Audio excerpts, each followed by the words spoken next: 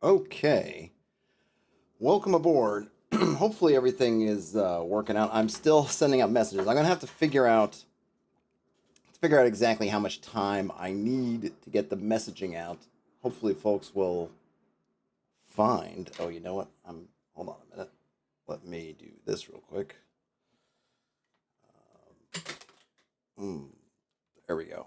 I think it might have been. In case you were getting some feedback. Okay, had my speaker on, didn't realize it. So this is good. This first one's going to be a little bit messy. I posted to the Discord and I posted in the community on YouTube, but I still need to post to Patreon. So I need to get the correct link to send out. So this is a bit experimental all around.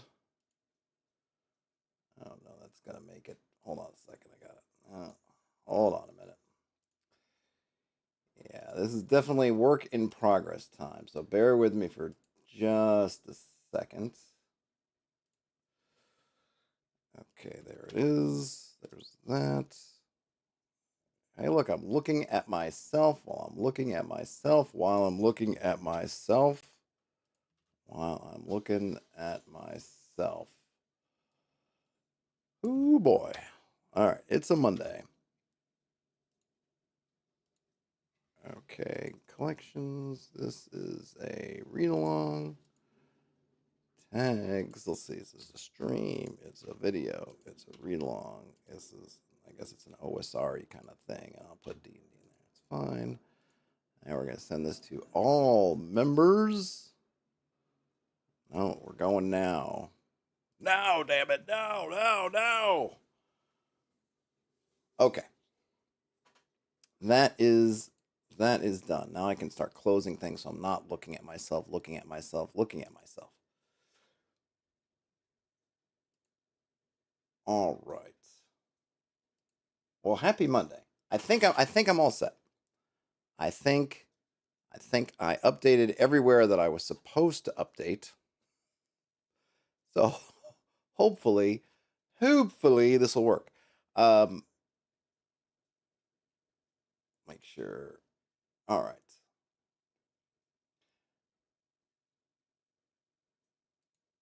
Now, now where are we doing? What are we doing now? Okay. I recently put up a call to arms. Well, it wasn't a call to arms. It was a call for stuff. It was on the OSR. I believe it was on the OSR, the Rainbow OSR Reddit, not Reddit, Discord. If you're familiar with the OSR Reddit Discord, looking for material. You know, I have been able to, which I consider myself extremely lucky to have a little bit of relationship with some major publishers. I guess that's really the way to put it, right? Major publishers. You know, I've been able to get some things from Chaosium to look at, and Modifius now, and you know, Free League has been a long time suffering supporter of the channel. But and those are great, and I I'm very thankful to them, and I appreciate it, and I hope I don't come off, especially for Free League, as as a Free League shill, because you know I've appreciated the support, and I really enjoy what they did, but I always want to do smaller things, things other indie folks like me who really could use, maybe get some support, get some attention that they haven't been getting out in the wild, and to the extent that I can be someone to collaborate with to kind of help with that, I want to do that. So I'd reached out and said, hey, you know, I'm looking, you know, you want to, you don't mind sending me something? Hey, and if you don't mind sending me something, I'm happy to take a look at it and get it on the calendar and help you kind of spread the word and all that good stuff. So, uh, what one of the folks who got back to me was Spear Witch. They just say, I keep saying Spear Witch Games. I don't know if games. I think technically it's just Spear Witch, and they sent me a few things. One of which being The Isle by Luke Gehring, which is I'd heard some things lately about. So I was really the timing was great because I'd heard some folks talking about the Isle and how it's laid out, which we'll get into. So the timing's really good. So they, you know, I always ask folks, and I'm not trying to. I feel like sometimes it's, I guess it's that imposter syndrome thing where it's like, if you can send me a physical one, please do, because I know, folks, it's really important to folks, the physical books, they have them to kind of be able to represent them. It's a big thing.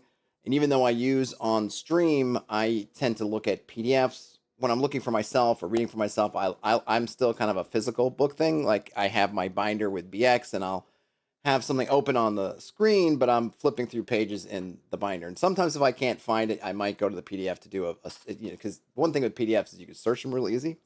So this is in that, I guess this is I don't know if it's A4 or 5. It's the zine format. It's about the same size as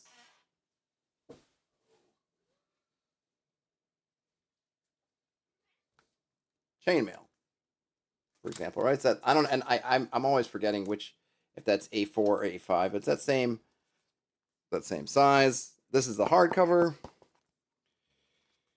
Very nice.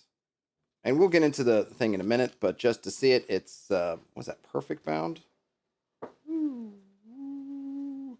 Nice paper quality. All good. It's about, what are you looking at? About 75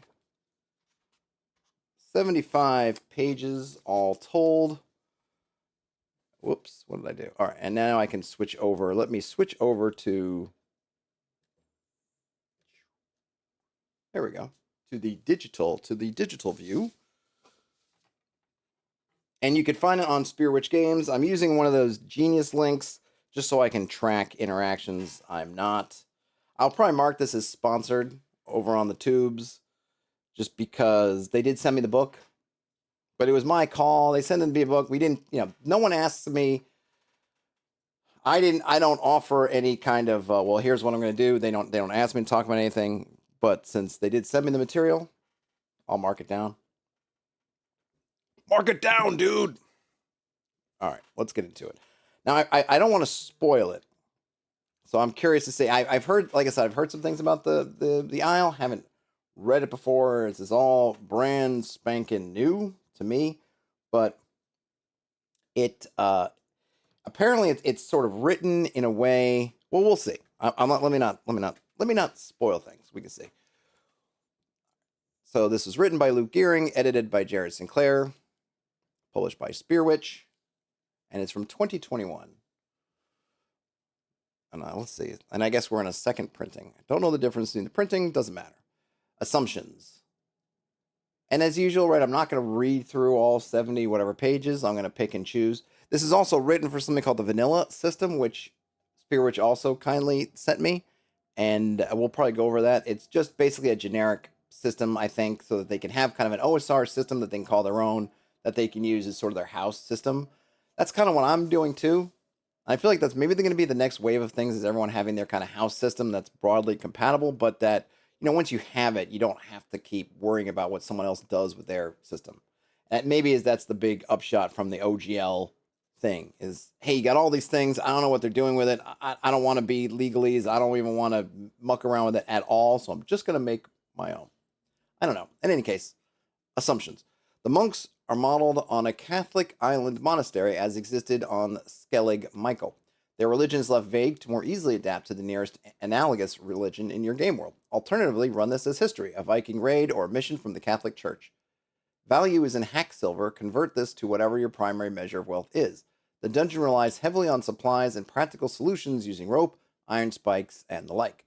Room elements marked with like a circle with a dot in it indicate things known to intruders before they enter. Oh, okay, that's interesting. All references to game mechanisms or statistics assume the use of the vanilla game. And I have like I said, I have a copy of the vanilla game. We'll do that another time. We'll start here. I think the idea behind the vanilla game, having not looked at it yet, but just my impression is that it shouldn't look weird. It should look pretty, I think, familiar to us. So I'm assuming it's not that we're not intimate. Don't have intimate knowledge of the vanilla game isn't going to affect what we can glean from the reading, if that makes sense. Okay, so the Isle is tiny, a mere 40 acres of forbidding rock and low grasses. Seen from the sea, the monastery buildings stand adjacent to the peak of the Isle. Lit by a fire atop a tower, the monks never let the fire go out. Cliffs rise above the bitter sea, mauled by waves and weather. Fallen stones jut like Frisian horses big enough to skewer whales. The abbot knows this because he has seen it. Ugh. Pulling a boat close to the cliffs is nearly impossible. Climbing the stone, though difficult, seems quite simple in comparison. Boats accessing the isle use one of the three coves, each without the fearsome spikes found elsewhere, and able to fit a single-masted ship. From each cove, steps cut directly into the stone and fringed by hardy plants lead upwards. Once a month, Kieran, I think is how you pronounce that, Kieran, a fisherman from the mainland, delivers supplies, messages, and oil to the isle. He does this for salvation. He killed his father to inherit the boat and her crew. At night, he listens as the wind moans for revenge and the sea beckons.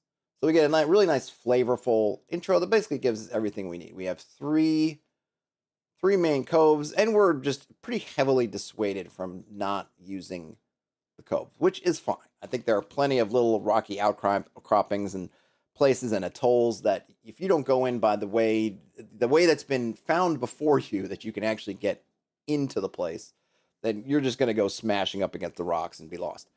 The setup reminds me a little bit of that movie. What was it called? The Lighthouse, which was in black and white and had I forget his name from.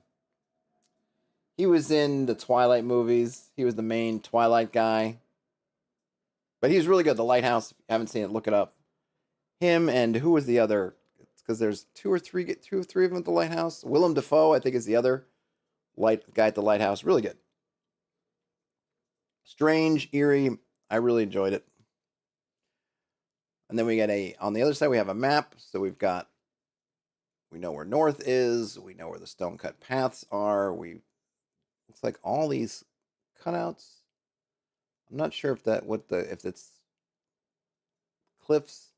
I don't know what that means, but I'm just guessing there's lots of cliffs. Or is it supposed to mean the white cliffs? Unsure. Doesn't seem like the most hospitable place, regardless. But there we have it.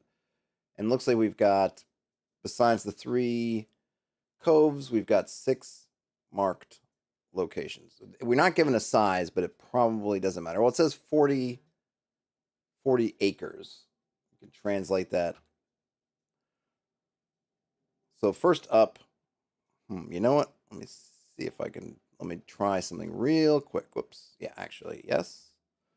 It might make sense. Hold on a minute.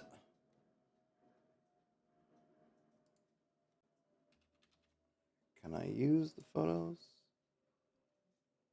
No. Can I import? No. Can I paste? Oh, you're killing me. Folders. All right, let me do this instead. Hold on a minute. I don't know. Things I should have thought about before. Yeah, I'm going to print screen you, and then I should be able to open you up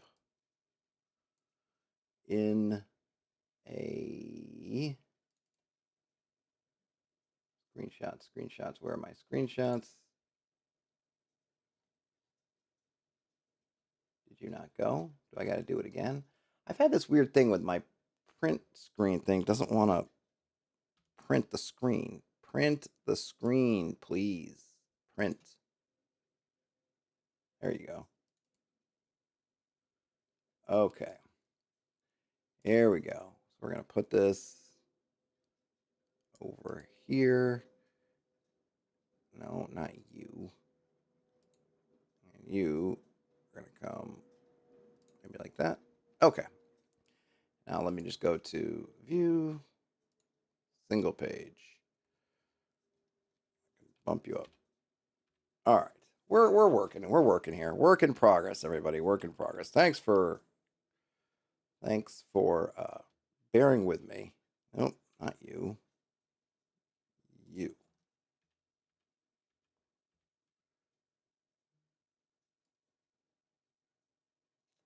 Yeah, I don't think. There we go. Good. Good. Hopefully this works. Let me know. Let me know if you think a different view would be more advantageous. So, okay, so we're at, let's see, A is Seal Cove. The wildest, or not the wildest, the widest and most accessible cove, and the only sandy beach. Its fat seals stare at visitors. For most of the year, they bellow and bark, but they do nothing unless attacked. During the spring, however, the adult seals become aggressive and territorial to protect their young. They have suffered the depredations of trappers too long. The monks leave them alone, quietly hoping for good relations with their only neighbors. That's A. And I like the seasonality, right? We don't know, we have no idea. I mean, we could, there are probably 2 points of views. You could force the season and say, when you get here, it's going to be spring, and thus the seals are territorial, and that becomes a challenge.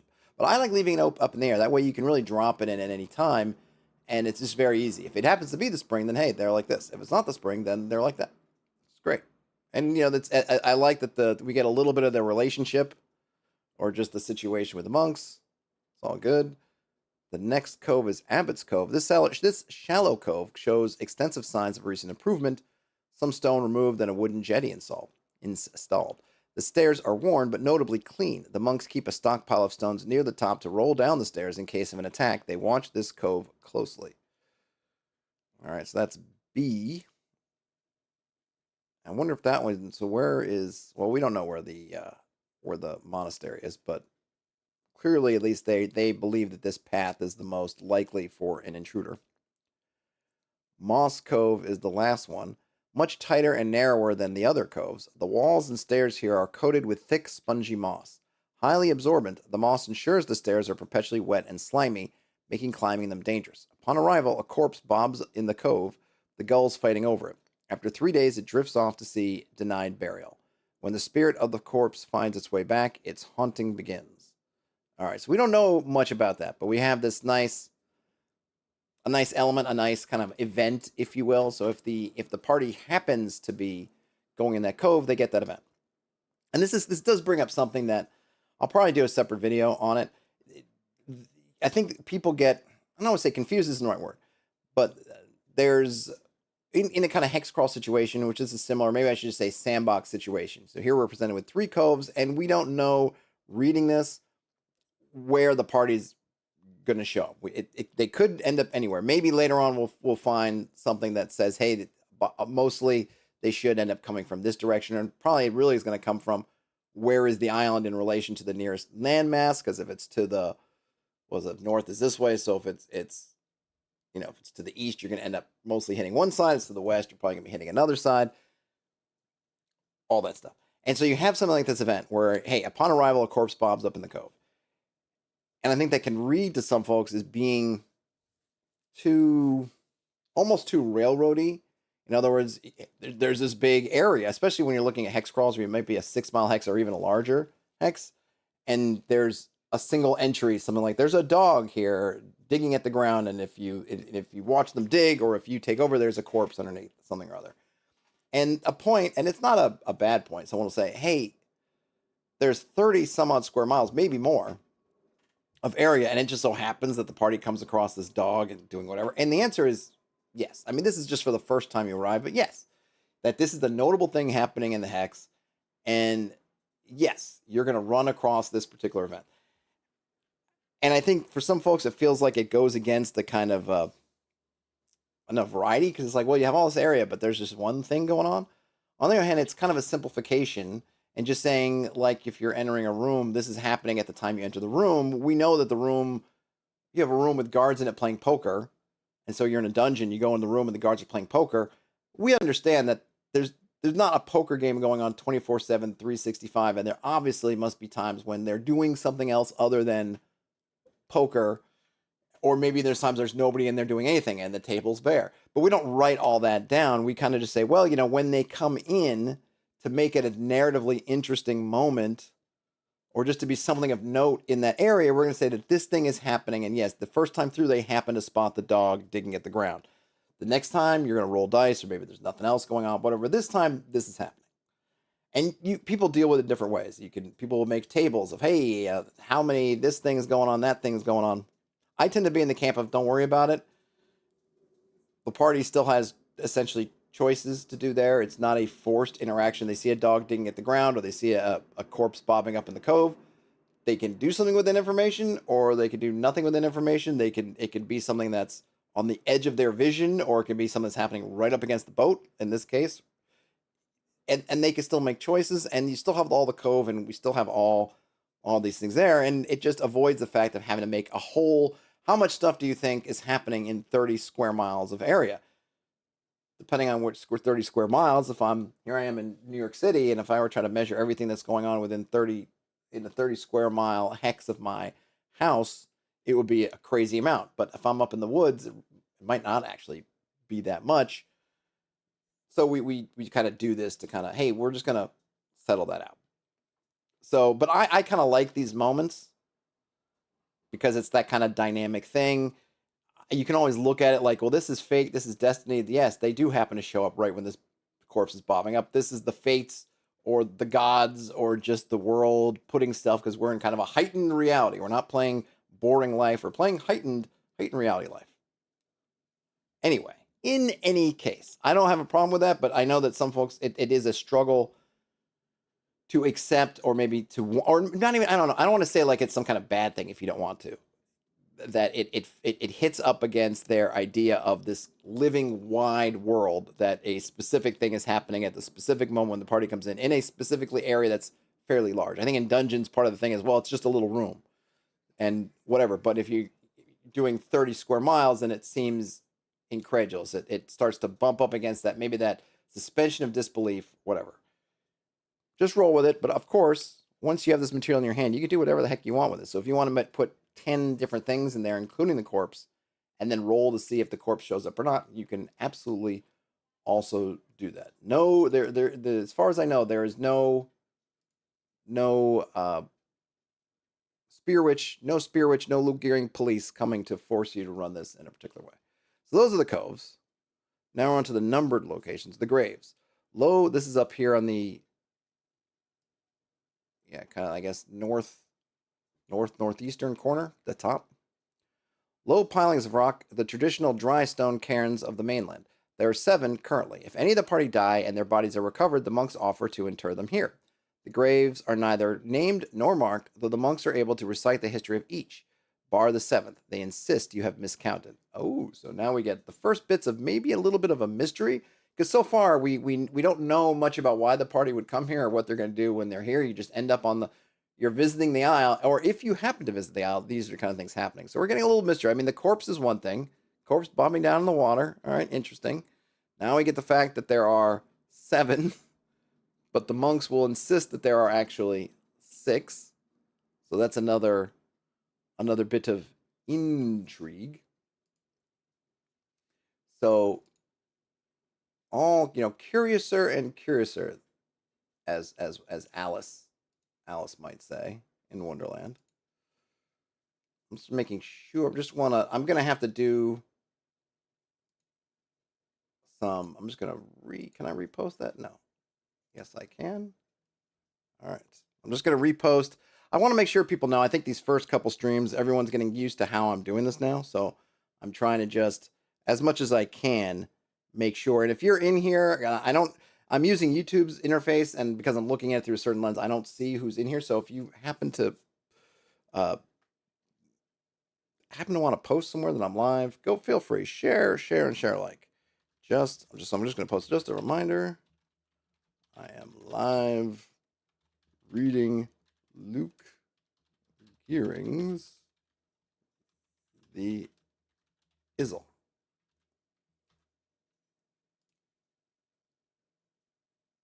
Okay, got that. And where is, I'll just do Discord. Discord's an easy one to do.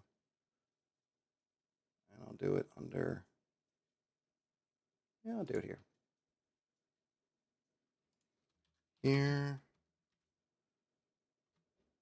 And where did I put my copy the message link?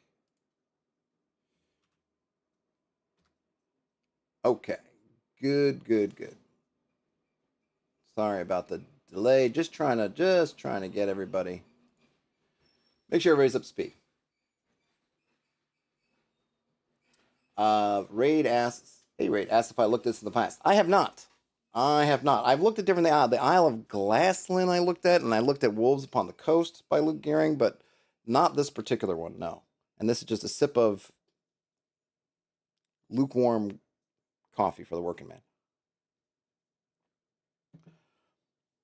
All right, so then we got the graves. Very cool. A little bit of a mystery starting to form. What is this? Did I skip something? Oh, okay. Oh, I see. So these are the graves. 1, 2, 3, 4, 5, 6, 7. All right, so here we go with the graves.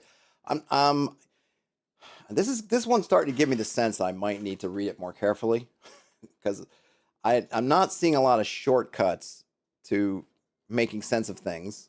Making sense is not the right word. Of sussing out what we need to know. So I might need to go through. So the one is, so I'm guessing these are the 8 graves. So we have an abbot, Tirnock. I don't know if I pronounced that correctly. Died of old age, having forgotten the mainland, buried 200 years ago. His grave contains gold religious items worth 450 hack silver. All right, cool. I like we get some grave goods. Declan, I think is how you pronounce it. A monk, head crushed by a rock, 150 years ago. I'm gonna use my glasses for this. I could zoom in. Let me zoom in, actually. All right, Declan, shipwrecked sailor. Despite the monk's ministrations, he died having never spoken to them 120 years ago. His grave contains a curved blade of steel, far superior to local efforts, worth 400. Okay, an abbot, Lavras, is that how you pronounce it? In truth, isolation drove him to leap from the cliffs into the sea. The official narrative is he slipped. He was buried 100 years ago, just rocks. An abbot, Tirnock, I don't know if I got that, or Tirnock, penitent thief, died of boredom 50 years ago. There's a vellum map of a cathedral on the mainland marked up for a heist, a benign hobby. Oh, nice. So that's something, right? We don't have this is beyond the scope necessarily of the adventure, but you could potentially work this in. And I presume I would definitely, if you have something already in mind that's not, you could probably swap it in. But a really great piece of loot that they can get out that leads to more adventures, potentially. A monk, Tirnock, stung to death by bees, buried 25 years ago. Everyone confuses the grave for that of the other Tirnock. That's kind of a funny little story. And then a thief, Muirgil, yeah, I don't know, Muirgel. She prowled to the Isles seeking wealth until the abbot killed her with a dinner knife, buried about a year ago. The grave contains all of her worldly possessions as well as a knife. A poor short sword, 20 arrows, 50 feet of silk rope, a grappling hook, 50 hack silver mixed coinage, a set of ruby earrings, and a charm of yew wood to grant strength in adversity. Interesting. Raid says, from what they remember, is this gets into some B-movie type horror. Oh, interesting. So let's see. Did we count these again? We counted these, but I'll count them again. 1, 2, 3, 4, 5, 6, 7. So which one? I wonder which one that they don't want you to know about. Maybe the thief, because it's the most recent. And an interesting thing here, and I don't know if this is, well, I mean, you got to think everything is intentional. But the one thing is, for this particular, of course, they have to go around disturbing graves to figure this out. But you've got to not, I will say, her kit is just a lot of stuff you might actually need, potentially, depending on how your party ends up in the Isle, what they're doing. You've got a sword, some arrows, some rope with a grappling hook, and then the charm, I'm not sure, probably depending on your system. But you got some gear. Basically, you got a nice little setup of gear if you need, particularly maybe the rope and grappling hook, maybe the arrows. No bow, but the arrows. Should they find the graves disturbed, the monks become incensed and inconsolable. Only the sincerest of apologies could mend such a transgression. It's not. I think this is a fun one too, because you're playing with the trope of just go loot everything because you're adventurers, and that's what adventurers do in these games. They go around and loot everything. Well, this is not some forgotten dungeon with people buried inside that are undead trying to kill you. There are monks here, and this is still a sacred space, so you need to treat it as such. Otherwise, yeah, you're gonna make enemies. Okay, here we have over 2. We have Auld Tree, or Auld, as in what? Auld Lang Syne, I think, uses that spelling of old An ancient tree warped by the wind, the trunk almost parallel with the rock like a dog about to pounce. The branches sprout cruel thorns. The monks use them as needles and fishhooks. That's a nice thing. Now we're here to number 3, the hollow outcropping, a squat formation of forbidding stone, 32 feet high. Deep scars mar the surface, and bird-ish streaks down the edges. Climbing seems easy, but sea winds blow strong enough to knock unsecured climbers loose, dashing them against the rocks below. A tight claustrophobic shaft runs from the top of the outcropping into the heart of the island. One clambering down finds themselves in floor 2, room 20. The monks do not know of this entrance. Okay, so we didn't even know. I hadn't even gotten to knowing that there's a dungeon. So there is a dungeon, and if you somehow find this out, I'm not sure how you would. I imagine maybe this is more an would be an exit that you find when you're in the dungeon. But hey, if you can use it to get out, you could potentially use it to get in. But it ain't going to be easy either way because of the winds. Collapsed building. Now we're at area 4. A rough tumble of stones, a loose pile of rubble. Close inspection reveals a doorway and windows carved into the buried central rock. Within the ruin, several skeletons lay trapped beneath fallen stones. Their segmented armor rusted and useless. Several hours searching reveals a small goat hide coin purse containing 350 hex silver and ancient coins minted far away. Presumably these guys came from somewhere, tried to do something, and were not successful. Area 5 is a hidden stash. Hidden among the rocks within a small hollow hide 4 bottles of hard liquor for the mainland. One is half empty. On summer nights, Ciota clambers up there. He takes 3 drinks to remember. I'm guessing Ciota is one of the monks. We haven't actually met the monks yet or know what their names are, but so theoretically I'm going to say that's one of the monks. And this is just some water just to help me out here. Ray says they forgot who, but someone said Gearing, especially here, writes the module as a novel. Quotes module as a novel. Yeah, I wasn't going to spoil that, but that is what I'd heard, that this is written in a way to kind of build interest for the GM, so that you're reading it, you're kind of reading it as a story as opposed to just a layout of spaces. So yeah, that's what I'd heard, and we'll see how it's building. And I think part of that's like getting hints of things, right? We're not getting. The information's all there, but it's not necessarily presented in the way if you were just presenting everything. So we're getting a name, but we're not getting who they are yet. We're getting, here's a thing that takes you down to this space. We haven't seen the space yet.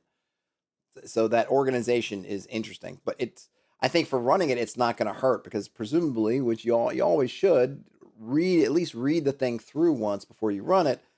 That all will be revealed, but it's set up in such a way that we're not being told everything up front.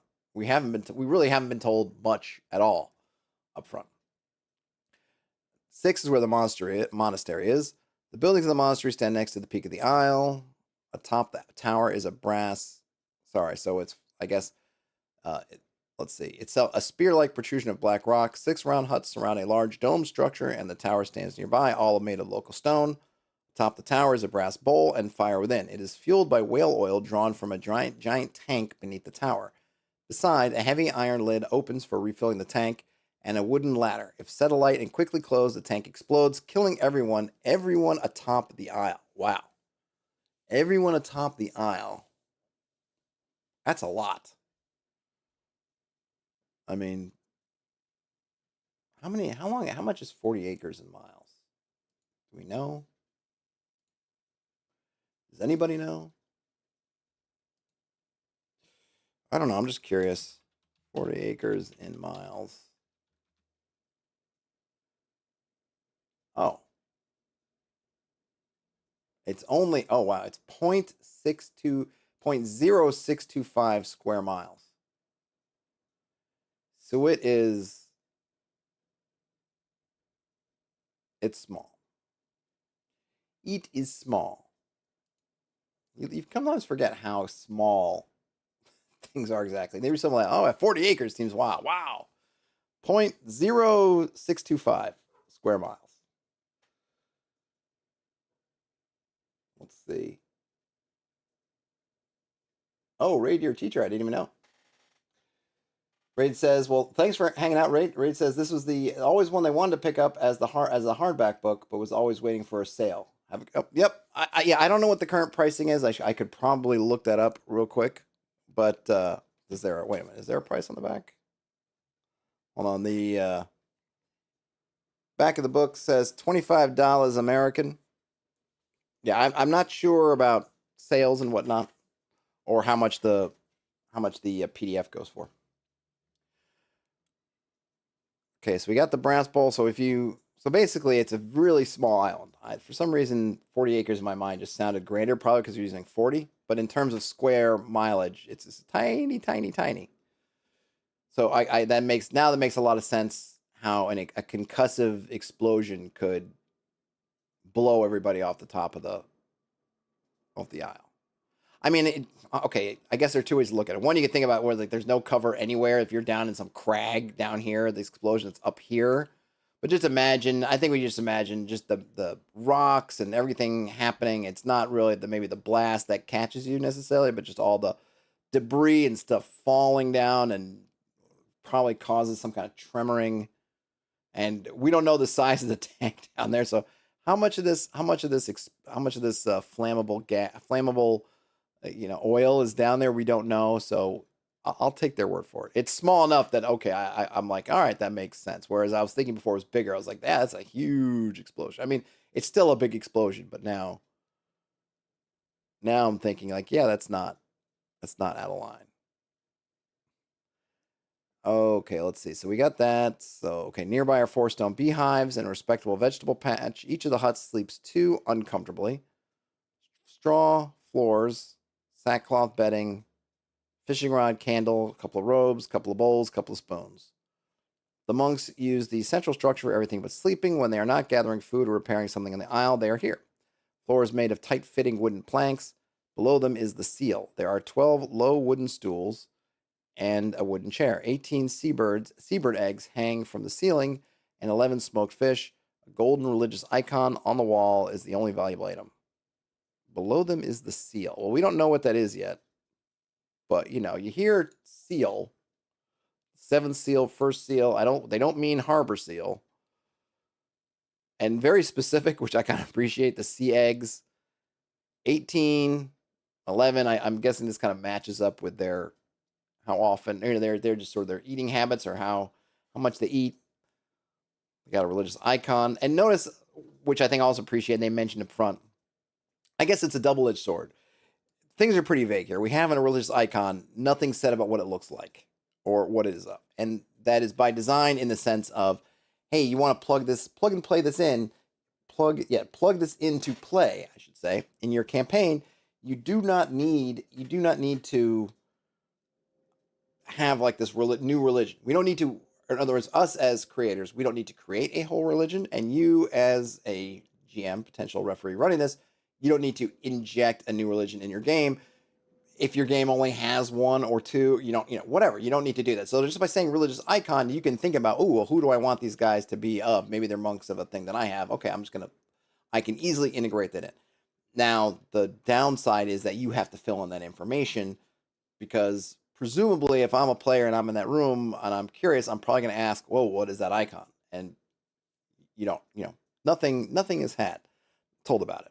So the almost thing I almost just from a formatting thing, that would be nice where I would want to highlight that and say, hey, fill this in, or this is a thing. This is a thing that's where an icon or just some highlighting to be like, hey, this is something you're going to want to fill in with what this icon is for whatever your thing, or maybe give you something and then say replace this with what you want if you don't want this.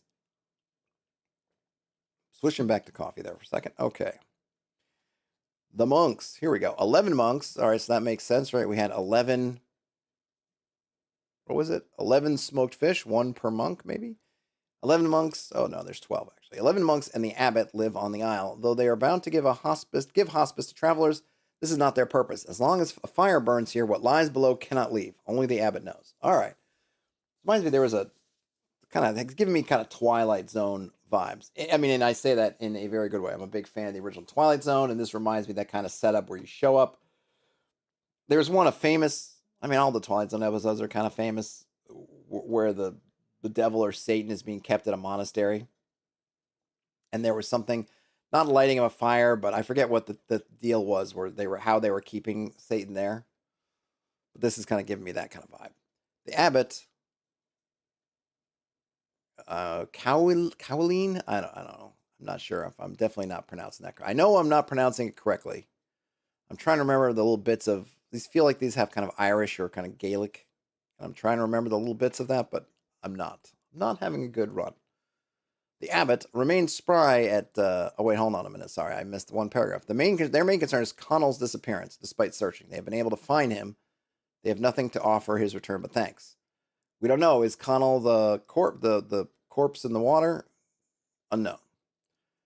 The abbot remains spry at 72 years old. He fears Connell's disappearance has far darker implications. Under the circumstances, he could be goaded into divulging the true nature of the monastery. It was founded in the early days of the church, sealing away the last of some ancient enemy. He was told that the defense is twofold. As long as the seal remains intact and a flame burns on the isle, the enemy may not leave. This is not true. Oh, interesting. So we know that at least one part of this is incorrect. He would sooner die than allow someone to go below without permission from the church. Such permission is easy to fabricate. It has been decades since the monks last heard from the mainland. They are eager to believe they have not been forgotten. So I guess the idea is from a setup that you get to the isle, and we have not been given any adventure hooks yet. Maybe we won't. Maybe it's just a location, drop it in. Hey, your party's off course. They're charting something. They're on the sea, and you just chuck the isle in front of them. Or they could be shipwrecked. We don't have any things yet. But I think the idea here is that they make their way to one of these coves or somehow get to the monastery. I mean, there's nothing else really on the isle of enormous interest. The tree, it's a nice tree. The seals, okay, there's some stuff. But ultimately, the one structure that's probably perch that you're going to see, it's got a flaming bowl of oil on top of it. So it is literally a lighthouse. So its purpose is not to light the way. It is pretty probably the dominant structure you imagine on this isle. Remember, it's tiny too, so it's not like you're going to really miss it. And it's probably on a high point. You're gonna make your way, get to a path, get to the monastery. So you get to the monastery, you then talking, and presumably either you overhear or they hit you directly with the disappearance of Connell, and then the idea would be, I presume, you press the abbot, and you get some more information. Here we're going to have some descriptions of the monks. I'm just curious about if there's any notes about who knows what. So Kernock, if I'm pronouncing that correctly, cares for the bees. If the monastery comes under attack, he throws chunks of beehives at the attackers. All right, fair enough. Mokona has one leg. He does a lot of the cooking, and he's got a deep bone infection. Finnan was a shepherd, won't say anything else. Muiris was raised in an orphanage, doesn't know anything else. Declan was a soldier. Oh, interesting. Unbeknownst to either of them, he caused the Mokona to lose his leg, or Makana, I'm not sure how that's pronounced. So that's kind of an interesting, again, right, that the sort of fates intertwining these two characters, though they don't know it. The detail is interesting, right, because it makes you wonder, is it going to be revealed later on? Does the party maybe have means of figuring out that this happened? Or is it just a feature? We don't know yet. Carhall resents the church for sending him to this spot. Another Finnan. Oh, no, it was Finnin. This is Finnan. Fisherman does most of the fishing. The abbot thinks he loves the sea more than the church, and he's right. Ciota was a troubadour. Yep, he's the one who's going and taking those little sips of drink. Brine, suspected of water witchery. He still bears the scars of his trial, or investigation when he was tried, basically, or presumably tortured, right? This is kind of Inquisition type investigation. Becken, let's see, he's not a true believer. He still believes in the older stuff in his heart. in the indigenous religious practices. And then Connell, he's dead. Aha, there we go. So I was right. That is the corpse. He fell while raiding birds' nests and is currently floating in Moss Cove. Gulls eat ahead of his body. There we go. So, interestingly enough, Connell's death is not directly tied to this other mystery. It's kind of coincidental. We've got a missing dude, and we've got this seal and fire that's in a stasis. As far as we know, we've been told as a GM that whatever's keeping the thing down there, if something's keeping it down there, is not true. We don't know if the entire thing is not true or one part. Just told that you got two defenses, the seal and the flame burning. And we know that it's not true, but we don't know how it's not true.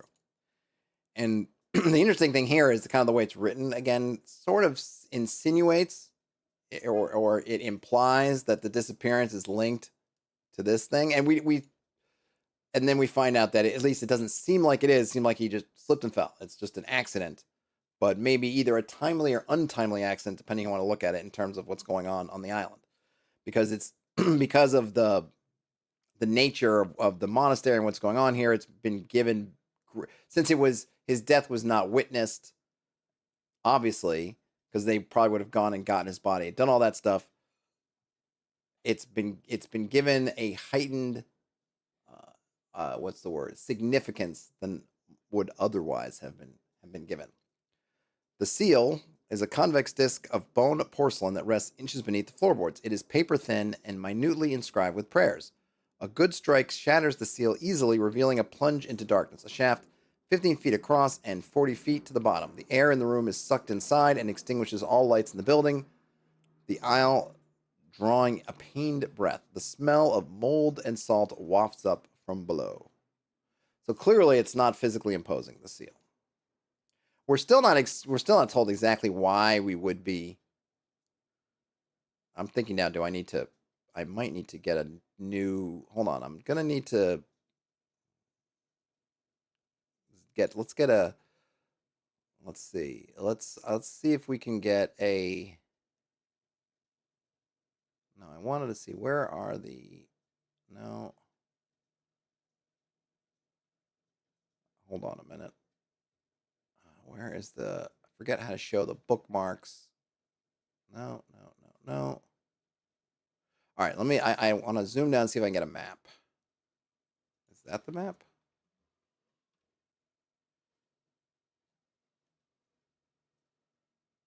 This would seem to be the map. Interesting, very abstract map. I'm going to take a picture so I can show it.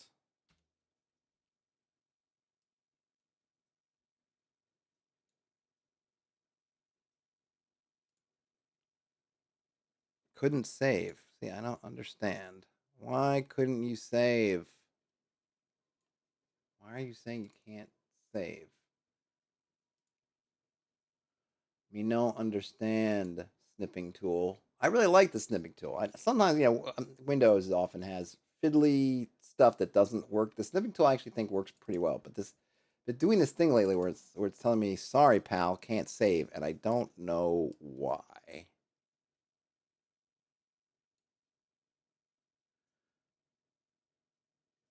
I don't know why. No, I didn't want to be over there. I wanted to be over here. Okay. Now let's go up. So we got a whole bunch of stuff. So floor 1. Unless otherwise noted, surfaces are rough hewn from the stone of the aisle, glistening in the dark. Salt forms swirling patterns crusted on the walls. The air is cool, fetid, and moist. The smell of salt is intense, masking other odors. The waves produce a low crashing and roaring carried through the stone. Normal speech is audible, whispering just barely. There is no light. All right, so now we've gotten the we've gotten the stakes here. Or not the stakes. We got the scenario basically. I'm still very curious as to what the imagined route the party is, because I know as a player, I think I'd have to be driven to break the seal and just drop down in this dungeon. We know it's not true, and maybe none of it's true is maybe the thing. I'm talking about the seal but the seal's preventing an evil thing from getting out. And we don't even know yet if there is an evil thing. I'm presuming there's something, but we don't know. But I'm wondering how the party gets here. Because as a player, I don't know about you guys, but as a player, I hear there's, we do what what the module is suggesting we do, or I don't know, the module's not suggesting. We do what the module is implying we'll do, and going ahead and going to the Abbey. I mean, there's nothing else to do on the island. Either we leave or we end up at the Abbey. We head to the Abbey. We talk to the abbot. We were able to drill down and say, "Hey, man, you tell us the truth." The abbot gives us you want the truth, you can't handle the truth, and you want us at this bowl, you need us at this bowl. And then whatever, we get down to it, and it's like, all right, there's a seal beneath us, and if we don't keep this light lit, and we don't keep this seal protected, all hell's gonna break loose. Cats and dogs sleeping together, complete, total pandemonium. Fine. And then, I don't know, at that point, okay, there's great evil, been sealed down there. Why am I going to break the seal? I can't say that I would be on my top things to do. Not that there might not be a player amongst you or a character, or a player and a character is like, hey, you know what? Sounds really good. Let's break that seal. Who knows? Now, what could happen, I could see, and maybe this is what they're thinking, but it would be a possibility, is that Connell's missing. We don't find them in the cove.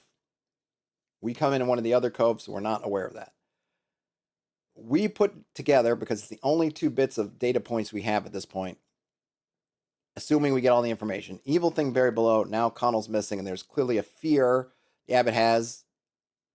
Seems to me that they're connected.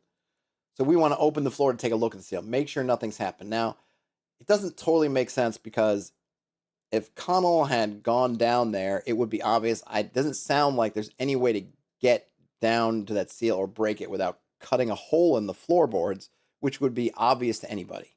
Even if somehow he cut it open, went down below, and then fixed it, doesn't make any sense, but whatever, right? It would be no way to hide that. So it would definitely seem improbable, but I could also see as a player saying, hey, look, if something were to have came up through the floorboards and grabbed Connell and did something, let's make sure that the seal is sealed.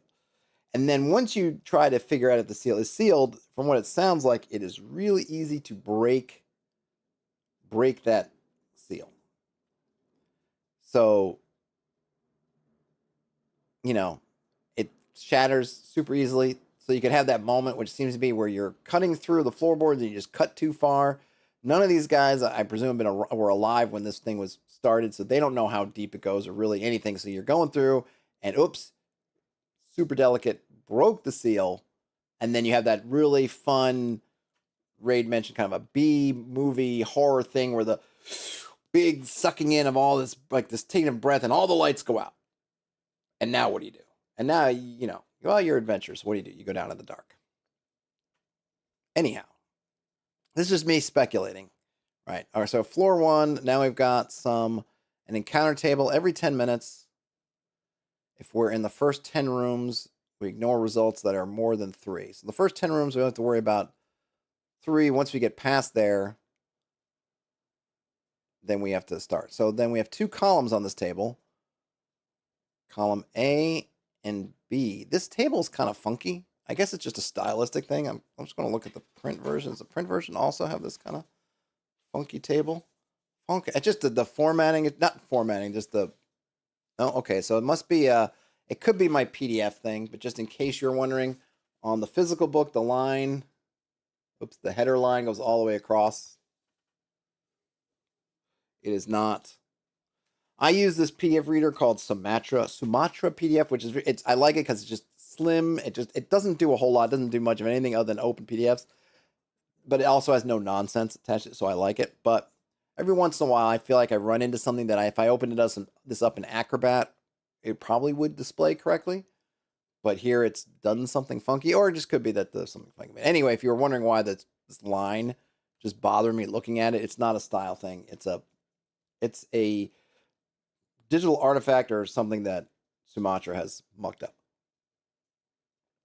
Anyhow, it's got 2 columns. It's a D20 table.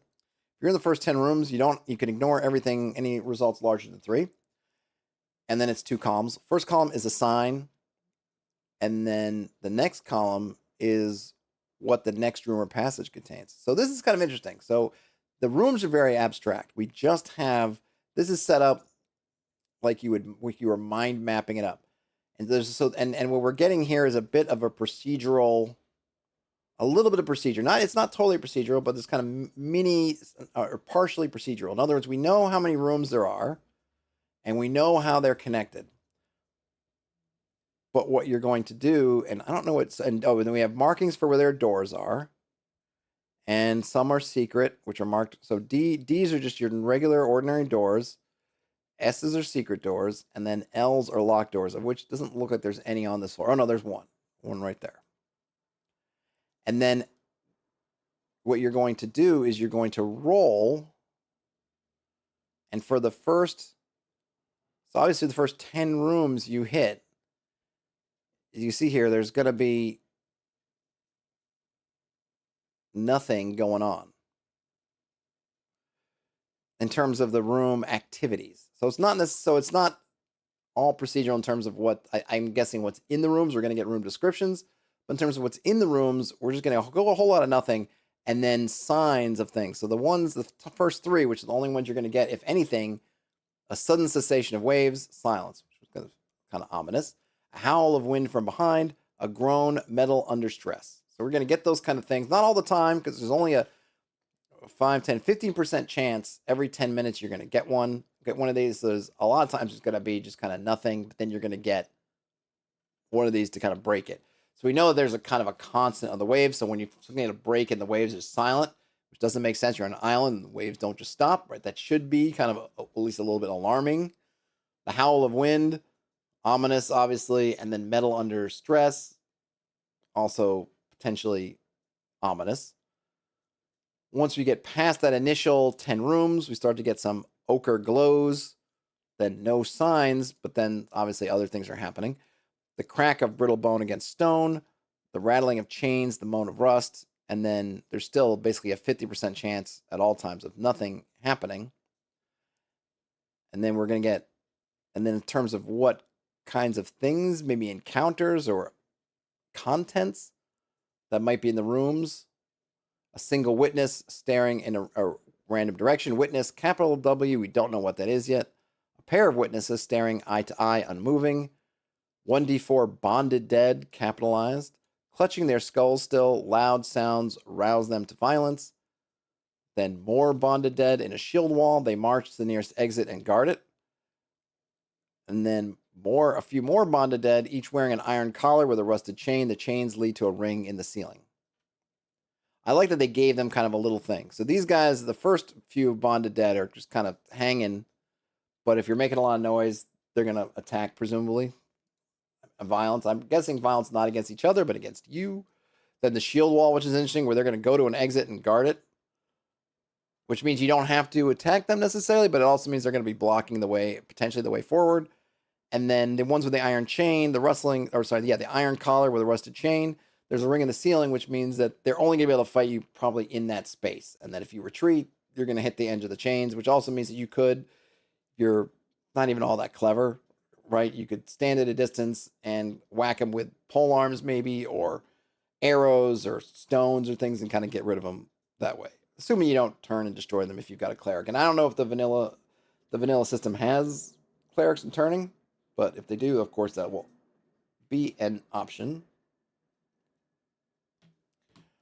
Okay, where are we at now? So witness. We didn't get anything what a witness is, but I guess we get it now. Take a child. So witness. Take a child on the cusp of adulthood. Use an iron chisel to empty and expand the eye sockets. Fill the cavities with molten glass. Man, that is it's a wonderful image. As the body cools, an ochre glow emerges from the false eyes. The witness sits, hunched and motionless, until something touches them or moves within their illuminated cone of vision. Then they begin shrieking. When they shriek, all monsters up to 3 rooms away move to investigate. Roll 1d10 on the encounter table. They are heavy. Make a strength check to move one unassisted. Oh man, that's super creepy, right? A child on the cusp of adulthood. So we're talking maybe 15, 16, somewhere in there. You use an iron chisel to empty and expand the eye sockets, and you fill them with molten glass. They start to get an ochre glow. So now, when you see the ochre glow, it makes sense that they're witnesses. So this is kind of nice too, because you're gonna get the sign. Oh, wait, ochre glow, then the witness, and then the next time that comes up, you hit the ochre glow. You should kind of have an idea what's beyond. And they're basically alarm. It's like an alarm system. It doesn't seem like they move at all, but they're just gonna start shrieking. And then all the monsters 3 rooms away, which seems to me that it's just going to be bonded dead, I guess. But we don't know. Maybe there's other things in the rooms. I was thinking maybe all the kind of creatures were on this list, but maybe there's more. Now, the bonded dead, bonded to the invaders by their ancient defeat, they are set to guard what lies below, even beyond death. Skeletons, rich of beard, another dishonor inflicted after their defeat, with bones bearing blue-black stains and swirling patterns. Unless specified otherwise, they wield spears and swords of green-blue bronze and wear no armor. They are silent but work as a team. And they have 1 hit die. They have AC 1. Ignore damage rolls of 5 or less from slashing and piercing weapons. AC 1.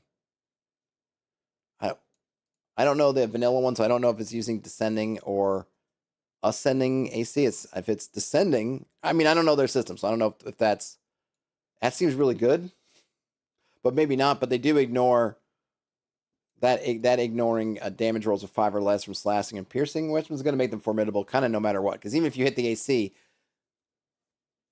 you got to roll max damage, probably more or less.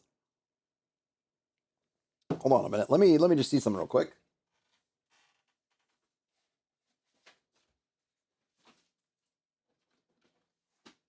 All right, I actually have the vanilla game right here, and so I can look and I can see just quickly, just because I'm curious. I don't know whether that's really strong or just moderately strong having an armor class. Enhancement, let's see. Melee weapons, attribute checks, armor and shields. Okay, so yeah, it's not. So it's the they're practically unarmored. So just for our reference, in the vanilla game, no unarmored is 0 armor class, light is 2, medium 4, 6, heavy. Shields add +1. So basically, these guys as if they're basically armorless but with a shield, which makes sense. That's what they. Oh no, they say spears and swords, not spears and shields. Okay. And then is this? Okay, this is our map that we saw. So room 1, I think, right? That's where we come down. Porcelain shards cover the floor, right? Because you broke the seal, and most of the seal is going to go downwards, fall into it. North, rusted iron door, eaten away by salt, horrendously loud when opened. West, another room, mound visible on the floor. And this is one. So they put the note in here. I'm still not quite sure. So this says that they would know about this before they get there. So I'm guessing this means that they would smell the stink of rotting sea life when they're still in room 1. They would smell it coming from the west, or maybe when they're in the they were in this connecting hallway. I notice we're not getting any indication of how long these hallways are. I guess you can just decide. We could see that it would look like, again, I don't know, because in kind of a mind map, the length of a connection doesn't necessarily indicate much other than that's just kind of how we laid it out. It doesn't really have to do with it. So maybe these are all close together or not, and we don't get here, right? Just west, another room. It might be nice to know if all the connections are basically supposed to be that kind of 10 minutes apart, walking 120 feet, or are they supposed to be less? You're just gonna have to kind of figure it out. I didn't see any notes, so just FYI. 3, cold air moves east from this room. So okay. Dominated by a door to the west. The door is encrusted in verdigris. Nice word. and cold to the touch, moisture beads on it. To open it, remove a pair of large bolts. The water on the other side explodes inward immediately. Those within the room save to avoid being washed to the north. So I'll be going this way towards room 7. Those failing also take 1d6 damage from being pummeled. All unsealed equipment is soaked through. The onslaught lasts 5 minutes as chambers 4 to 6 drain. So these here all come through, sploosh out. Or, sorry, they all sploosh into there. So there's a downward slope from 3 to 7. Then once you can get into 4, there's mussels covering the walls. Give you 12 rations if you can gather them. They spoil in 40 hours once cooked or 24 hours stored raw. Water drips from the porous stone ceiling. Puddle-ridden corridors north and south. I'm not sure why they don't give you some distances. I really like that you get some little detail about the corridors. Wet, puddle-ridden. But just give me some. I'm not sure what. I'd be curious as to why not give me just like how roughly far it is. You must have I feel like you laid out this dungeon. You must have an idea how long you mean these to be. It seems weird, unless we're. I mean, are we? No, we're. I mean, obviously they say in corridors and things, so it's not like don't exist, and we're meant to just link these directly together. So I don't know. Why not help us out there? I'm not sure. So 5, we've got stone sarcophagus, heavy lid. Need a combined strength of 24 to pry it free. Let's see. And it reveals a field of cream yellow beeswax and the shadow of a figure just visible within. The wax has bonded with the desiccated flesh. Melted or scraped away, the wax reveals the corpse and grave goods interred within. That's cool. The corpse is that of a woman wearing damaged iron chainmail of an archaic design. She holds an unblemished bronze longsword and 9 beaten gold rings. The tall ruff of her undershirt hides a dull iron collar. Interesting. And it's not an undead. It's not jumping out to get you. It's actually just an interred corpse. And then 6, once it's drained, snarling, mocking faces, all hairless, painted on the walls in pitch. And that's a tangle of, that's it. So a tangle of seaweed is to the east. A southern bend. All right, now we have some notes. A huge door interrupts the northern wall in this passage. The twin of the door in room 3, this one. Passage slopes down to the west.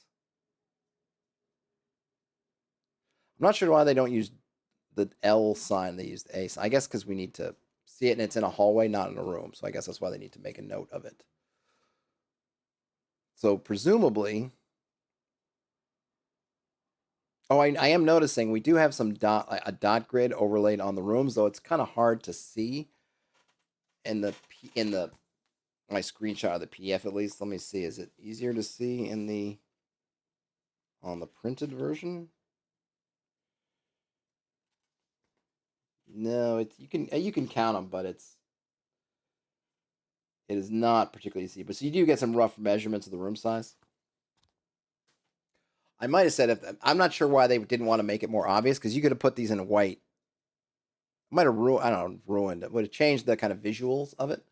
But in white, it would have let me easily count out here. You can kind of make them out, but depending, it might be a little bit tougher than maybe you need to. But you do have, if you're wondering how big these rooms are, you do get roughly how big they are. What's in room 9? I'm curious now. All right, so 7, they talked about all the rooms, all the passages leading into the room, everything's sloping down into 7. There's a slight breeze. And here the floor is hewn much smoother. Closer inspection shows a gap between the wall and floor, a hair's breadth but visible. The entire room is a trap. The floor is a platform, weighted to sit level. Once a weight exceeding 50 pounds crosses the chamber, the floor tilts to the north, revealing a plunge into darkness. The smooth floor makes finding a grip difficult, and the false door on the north wall is greased. Oh my. Yes. Those unable to save themselves fall to floor 2, room 12, taking 1d60 damage. Okay.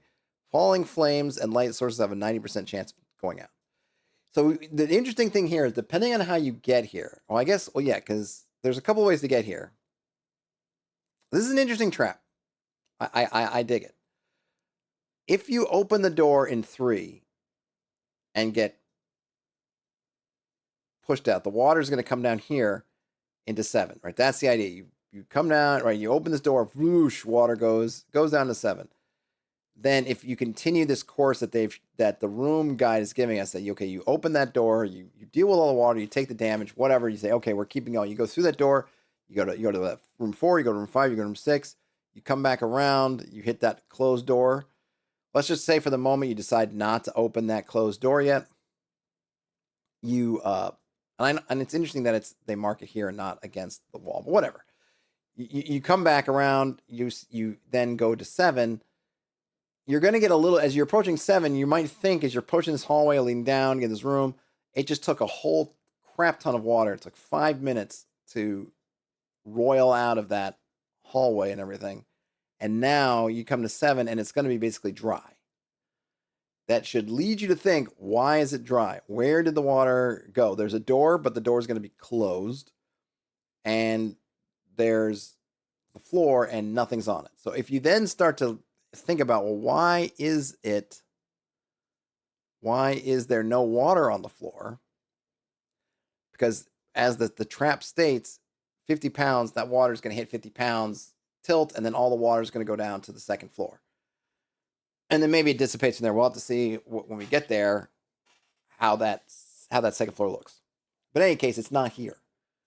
Then you have that tell of the door of the of that. Now, if you just come directly from room 3, it's trickier because you don't have any reason to really doubt why this room isn't flooded, because not all the rooms have been flooded out.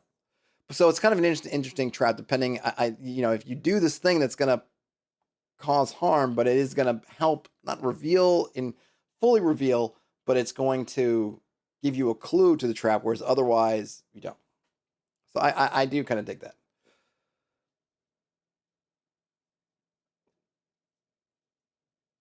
Okay, so now we got room 8, so we're coming back around. And I think to the point about this reading as a novel, or it's trying to read to build up tension, we're not getting things necessarily in the order that might make the most sense from purely navigation-wise. We went through, we came around. It was nice because part of this too is how we're reading this. How are we reading this dungeon? And we read it kind of coming around, seeing things, and then the trap. So that by the time we hit the trap, you get that flash of understanding of, okay, if these other things happen, which we did, because that's the route this is the route that the book is giving us to the rooms. We kind of get the thing that's the clue to the trap. All his water empties out and it disappears. Oh, okay, we get it. Which might not have been obvious if we got in room 3 and then room 4 was the trap or some other thing, depending on how they were numbering it. So now we still don't get room 9 yet, which I'm very curious about. We get to room 8, which is kind of coming back around. And if we could have come from that first room and then gone to the room that's holding the water back, if we gone the other direction, we'll get to a door that leads to room 8. A rusted iron door left ajar.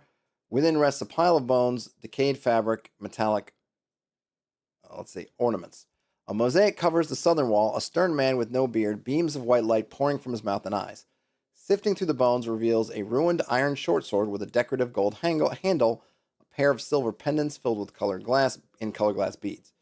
And it's got a rusted iron door. So in this case, it seems like the hallway is not, this is not really a hallway. I'm guessing that it's just it's a connector in the sense of the kind of mind map style. Because I think it's just supposed to be that you're in this corridor and there's a door to the south and that door leads directly to the room. Now we get to room 9, which is, because obviously there's another way to get to room 9. There's 2 ways to get to it, through the big doors that we just saw, or coming around as we saw and then hitting it from after room 8. If we continued basically eastward, we'd get to room 9. So this has a pit, which is where you can see it's been kind of a smear that's running along the middle of the room. I think is kind of 15 feet wide, 5, 10, 15. Yeah, it kind of makes sense if that smear is this pit. A pit 15 feet wide bisects the room, illuminating the pit's interior reveals its floor, 15 feet down, studded with 3-foot iron spikes, and the scattered bones of 2d20 skeletons strewn among them. Falling deals 2d6 damage. The bones below gather into animated skeletons and attempt to finish off anyone who survives the fall. If 2 or more characters attempt to cross the pit using a makeshift bridge, the skeletons animate and stack 4 high upon one another in an attempt to pull down the bridge. When stacked this way, they are able to clamber out of the pit. That's nice. So they will become skeleton Voltron or something, or they'll become 3 skeletons in a trench coat to try to stop any bridging. Where does that door pop out? So I was thinking there might be more water in here, but there's not. So where's that door A? So west, a downward sloping passage. Yeah, we got that.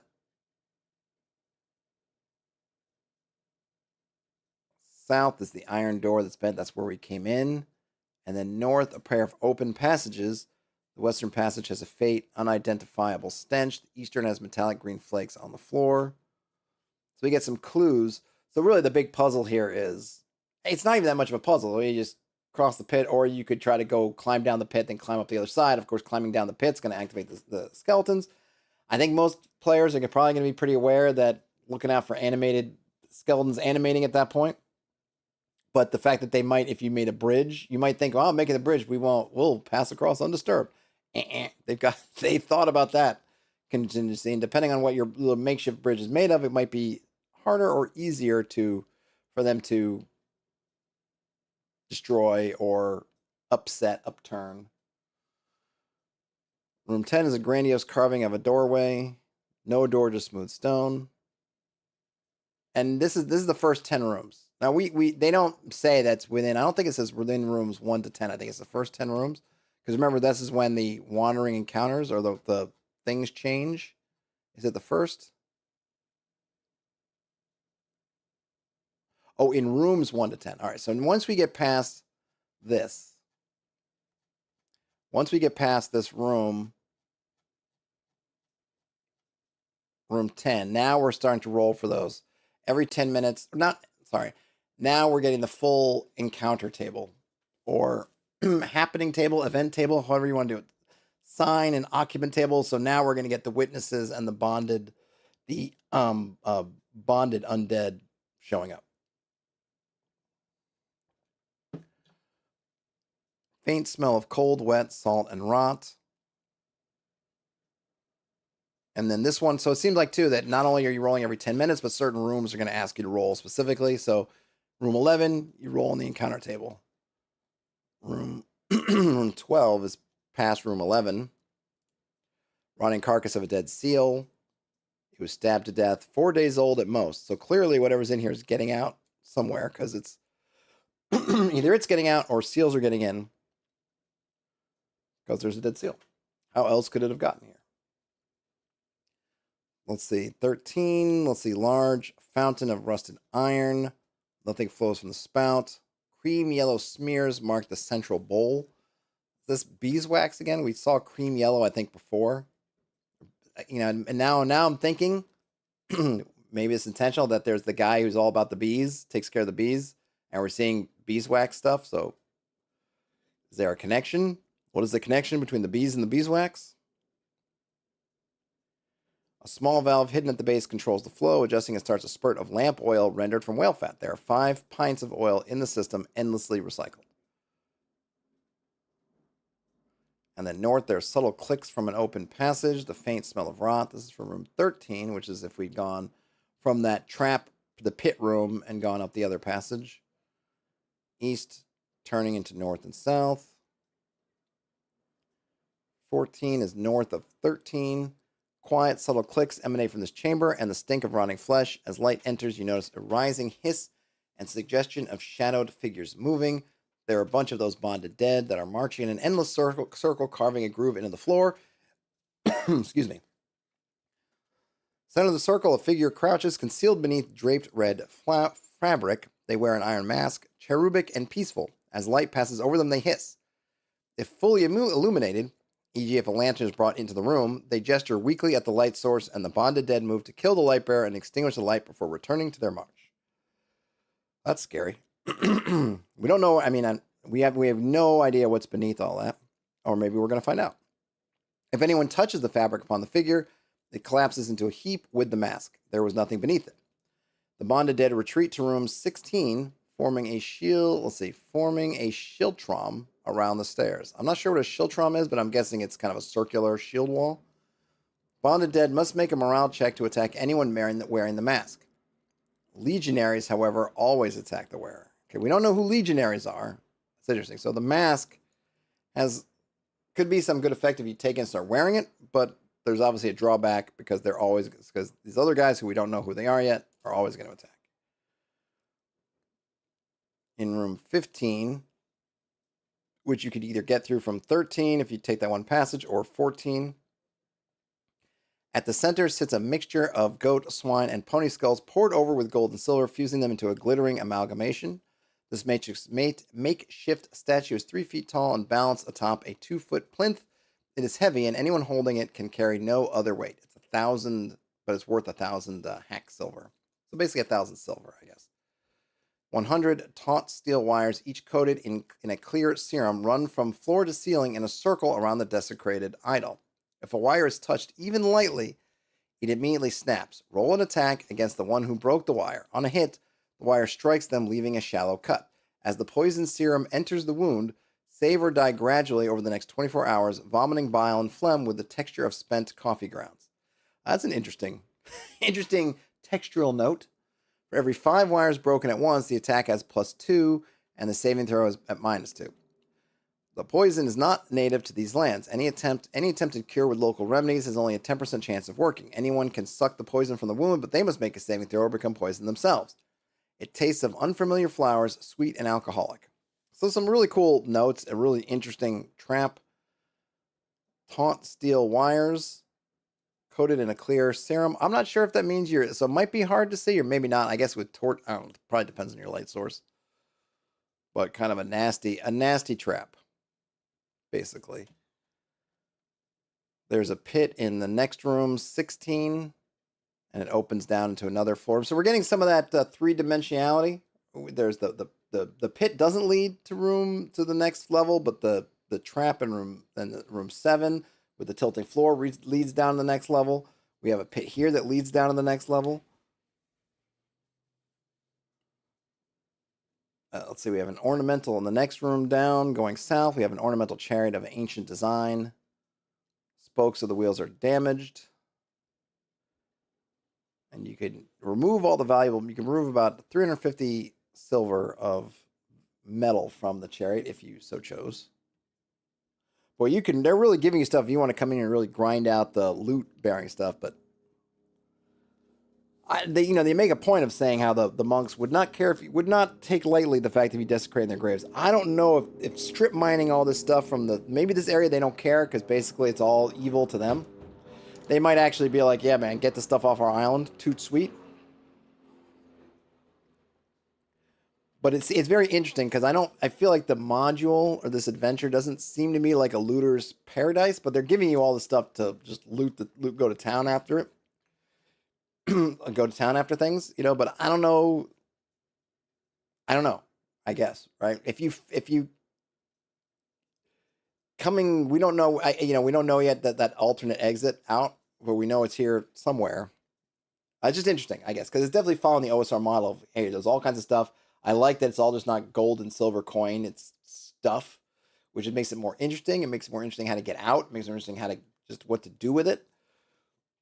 But I guess the theming of this is a little bit counter to just getting all the gold and leaving kind of thing.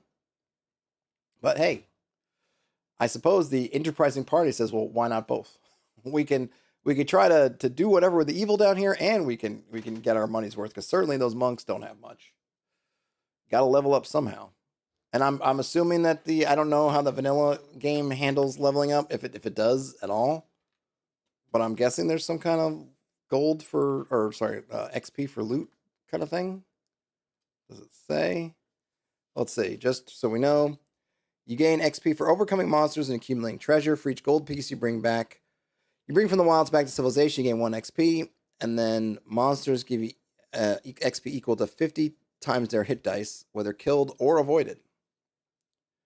So there you go. All right, so that's room. Oh wait, so no, we didn't do. So room 18. 2 shelves hang on the southern wall, each filled with numerous statuettes. The lower half is blackened with soot and ash. Statuettes are carved from wood or bone, depicting 8 figurines. Each is about 8 feet tall. One-eyed figure with a beard and a crown of antlers. They wear a dress. So we have, say, a nude, heavily pregnant figure in a cloak of birds. A shirtless figure forcing their jaws open with their hands and a grotesque tongue. A leering, hanging figure in a sackcloth robe. A crouched, emaciated figure with an iron collar. They hide a long, thin knife. It's a statuette, right? So how are they hiding? I guess behind their back, maybe? An inhumanly muscular figure tearing a horse in half above their head. An elderly figure smiling warmly, holding soil and plants like a baby. A faceless figure supporting their huge erection with both hands. I probably could have done without that one. To a collector of antiquities, these are worth 800 as a complete set, or 50 each. 800 silver or 50 silver each.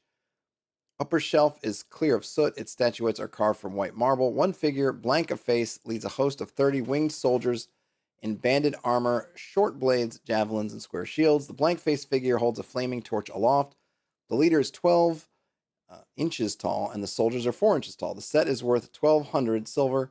Alone, the leader is worth 400 silver, and the soldiers are worth 20 silver apiece, I think. Or maybe, yeah, it's got to be 12 apiece, 20 apiece. If the 12 lower figures are removed, the upper ones remain untouched. The secret door to room 19 noisily rumbles open. So if you leave the upper ones alone, just take the lower ones.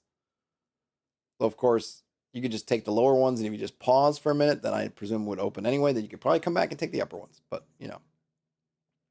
And then finally, this is the last, I think the last room on this level. Yes. Oh, wait a minute. Where was the stairs down? I said stairs down, right? Was that a mistake? No, because we saw the, hold on a minute. All right, the bonded dead who are in room 14 says, let's see, where did they go? They retreat to room 16 around the stairs. Was 16, was there stairs or was it just a pit? There's got to be a mistake. Because they say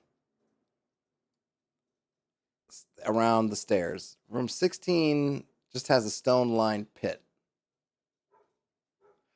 But I'm guessing this is stairs. I'm gonna say that that's a typo. And let me just check the printed one just to see if I get the same. I'm guessing I will, because I can't imagine that there's different content between these.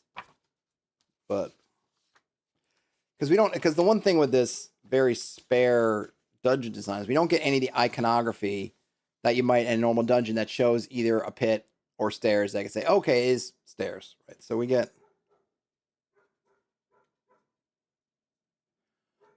So wait a minute, where is?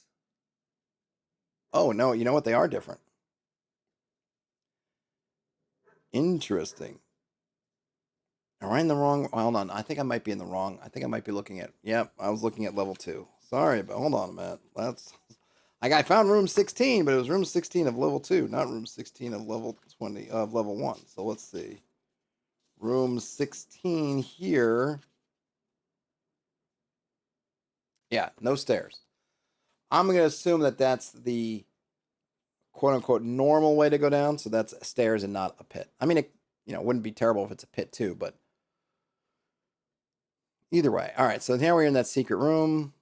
A lever inside controls a secret door hidden behind a false wall. A spiral staircase leads downward. A creeping slime coats the stairs. 10 buckets of water will be enough to clean them. Otherwise, any individual moving down the stairs must save or slip and fall, taking 2d20 damage. And that leads down to floor 3. All right. Now on to floor 2. And the reason why, normally I wouldn't be necessarily going into detail, but I feel like that uncovering the story that he's telling for us, the GMs, to enjoy as reading through this, would probably get lost a bit if I wasn't more or less going through. So if you're wondering why I'm kind of spending more attention than I normally might on some of these kind of room-to-room things, that's why. I fear of missing a detail, missing a bit that I want to see. Okay.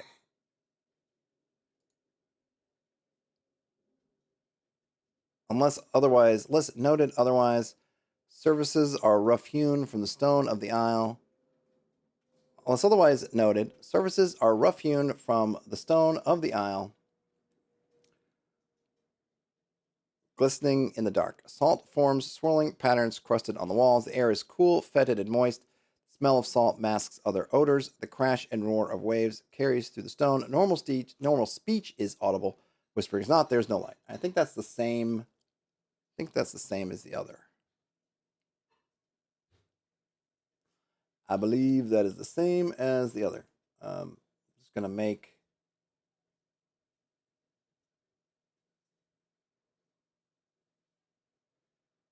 Just gonna click in. Sorry, just checking on something.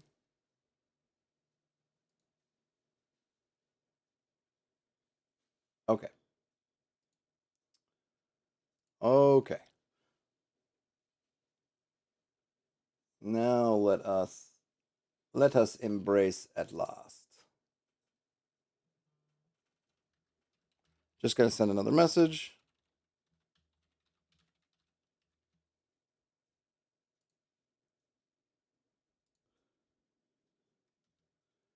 And yeah, that's the one thing with just as I pause to just I feel like the one issue with this setup is going to be because I think that people are going to just look and say, "Oh, he must be done. He must be done." Um, but I'm not done. I'm still going.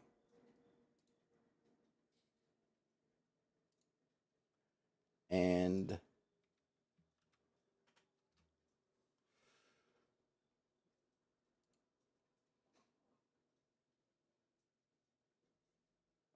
boy, there's some weirdness things here.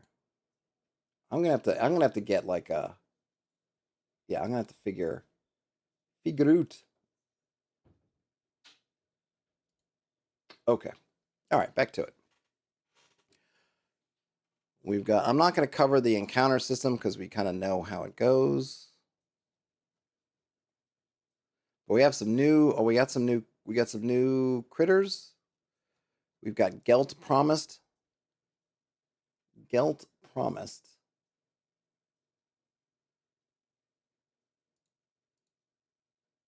Let's see, sorry about that. Gelt Promised.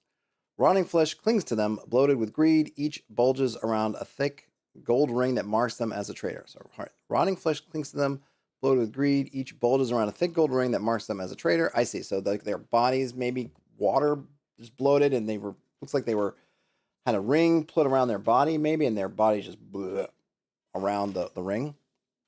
Those left here await payment still for their treachery. 3d20 silver owed to each. If paid, the corpses fall down, finally inert. Their wealth becomes tainted and worthless, but their rings are worth 1d100 silver each. Time and rust has ruined their equipment.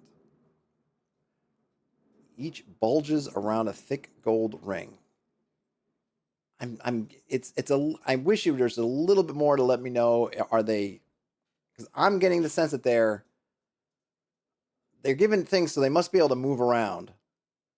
So is the ring around their neck? Is the ring around their waist?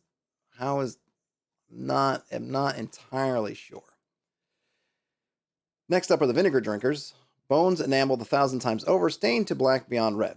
Each clutches a number of wine bottles, carefully doling out pitiful measures of putrid vinegar. Mercifully, their tongues were the first of them to rot. Ale, mead, and beer offend them, driving them wild. They attack twice per round in their fury. Wine distracts, placates. Distilled spirits destroy them utterly. They use empty bottles to bludgeon, then slice. Those in melee with them must save or be nauseated by their stench. They get some penalties to rolling.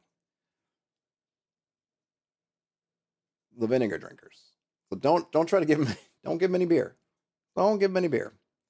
And then now we have the brothers, two brothers, equal heirs to a forgotten kingdom on the mainland. The invaders promised each of them sole rule if their father was slain. While the other remains, neither can claim the throne. Punishment for patricide. Each demands adventurers to slay the other, requesting their head as proof. Should one meet his end, the surviving brother assembles all bonded dead, Gelt Promise, and vinegar drinkers and marches them to the surface. then to the mainland to reclaim their kingdom. They slaughter the monks as collaborators. They have a 50% chance to succeed, but it takes years. So this is a really interesting, just kind of back forward story that you can throw in there. Like if the party goes through and does something, then you've set in motion this story, which you can use. What happens? I would definitely say this stuff doesn't happen until you leave. Like they're just gathering, and that's going to take whatever time, and just that it would be something that could then come up in stories later on. Like, oh my gosh, did you hear what happened at these monks on this island that have been obliterated? Whatever you could, however rumor makes it. But that's just kind of a fun thing that you can just lay out there as this kind of future scenario, should the party interact with them. Daniel O'Connell. Oh no, not O'Connell. O'Kenna. I'm sure. Maybe that's like it would be Daniel, but it's kind of the Gaelic or Irish. Daniel O'Connor, maybe? I don't know. In life, Daniel was huge, both physically and charismatically. In Undeath, he is a withered, immaterial shade.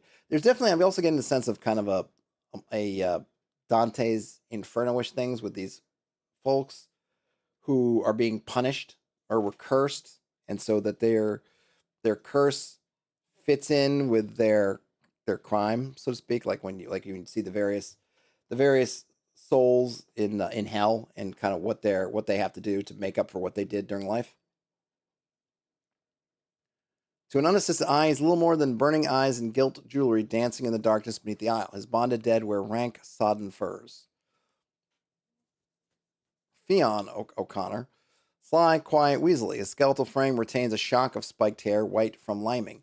Once he schemed with words. Now in Undeath, his lies live on as countless leeches. They speak with his voice, a slithering chorus. They fill his skeleton and those of his bonded dead. They squirm and cling to the pitted bone. When a damage roll against them shows only one, leeches slither onto the attacker's body. The leeches deal 1 damage per round until removed. It takes an entire round to remove them. They leave open wounds ripe for infection. So interesting. And now we get the map for here. We know there's a 3rd level. I don't feel like it's maybe necessary for the map because everything's so kind of abstracted. So I'm gonna go ahead and see if we can do without the map. Without the map for this. And then, man, I don't want to be a pester. The thing is, I'm wondering too, is this is going to be, like I said, this is kind of a tester stream in many ways. And as I'm going back to look, I'm wondering, one of my problems with YouTube and the community tab is that it's great. Oh, hey, I can do things. But at the same time, I have found that it doesn't, when do people get notified? I'm afraid that folks are going to get notified sort of late that I'm on, which is not a problem with the live one since it shows me being live. But for instance, I'm doing it as unlisted. So I'm just going to put another note. Dungeon beneath the aisle. There we go.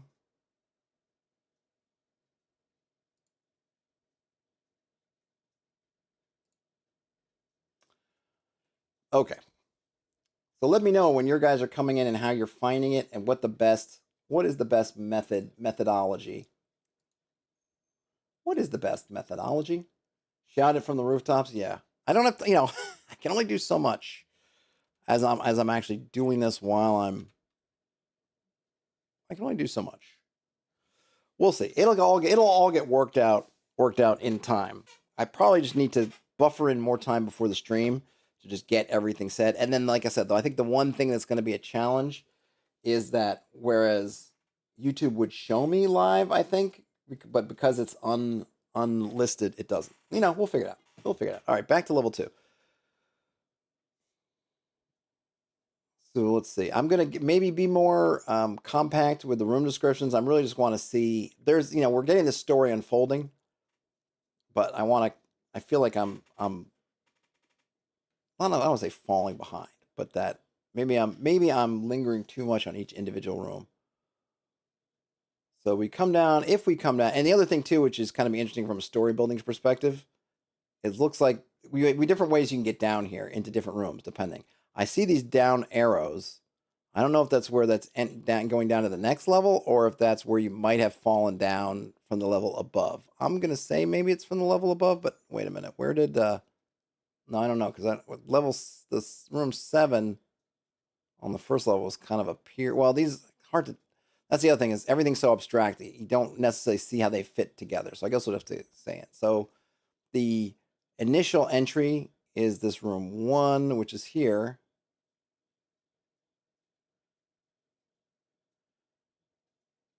Let's see, stacked skulls on the walls. Open passage south, the stink of vinegar. So maybe it is supposed to be a pit and not stairs. It doesn't.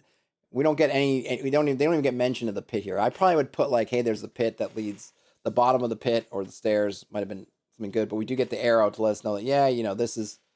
I suppose the arrows up are where you're coming out from the one above, and maybe this room up here, room 20, that's got that arrow. Maybe that's from that room 7.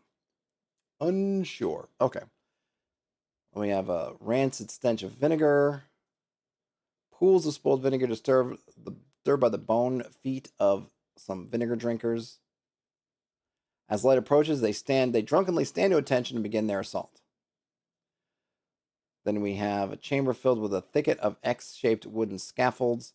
A rotting human figure is nailed to each. All are denied death, but have long since destroyed their vocal cords, probably in screaming for help, which is pretty grisly. I think I can zoom in a bit more. Filled with bodies, split from crown to arse, the halves lie in piles on opposite sides of the room, leaving a gore-walled corridor from one door to the other. The bodies are fresh, their organs pulsating gently. The figures all wear ruined, archaic armor. So they seem fresh, but they're old. Like I said, that's kind of hell. We're definitely in this, I feel like this kind of hellscape kind of thing. Smell of dead fires seeps from under the door. Mounds of old ash and charcoal. Filled with dead too miserly to relinquish their flesh. These are the Gelt promised. They face intruders, palms outstretched. Each awaits 50 he's owed. Each wall of the chamber bears a life-size stone face. The north wall has the face of a bloodied, unbearded warrior. They appear defeated. Close examination reveals a hairline crack tracing a secret door frame around the face. Several hours of work with a sledgehammer and a crowbar could open it. The eastern wall shows a bearded face with a tall, comical hat. They appear satisfied. So satisfied. Interesting thing here, too, I would say, is these notes about... Because the horror... So there's... I think one of the things that's, I guess, interesting is, I guess, what I've noted, maybe it's just me, but there's kind of not a conflict, but a contrast between the kind of horror film vibe.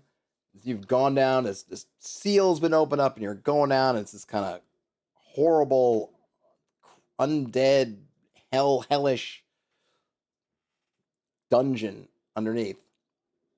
That, right or wrong, I guess wrong, that I think from what we understand from the abbot, even though it seems to be it's not true, you're probably led by a false impetus of something is liable to escape that you have to stop, break. And so that, I assume, is the default assumption the party's going to have when they come down there, because that's all they're going to know when they get down to the dungeon.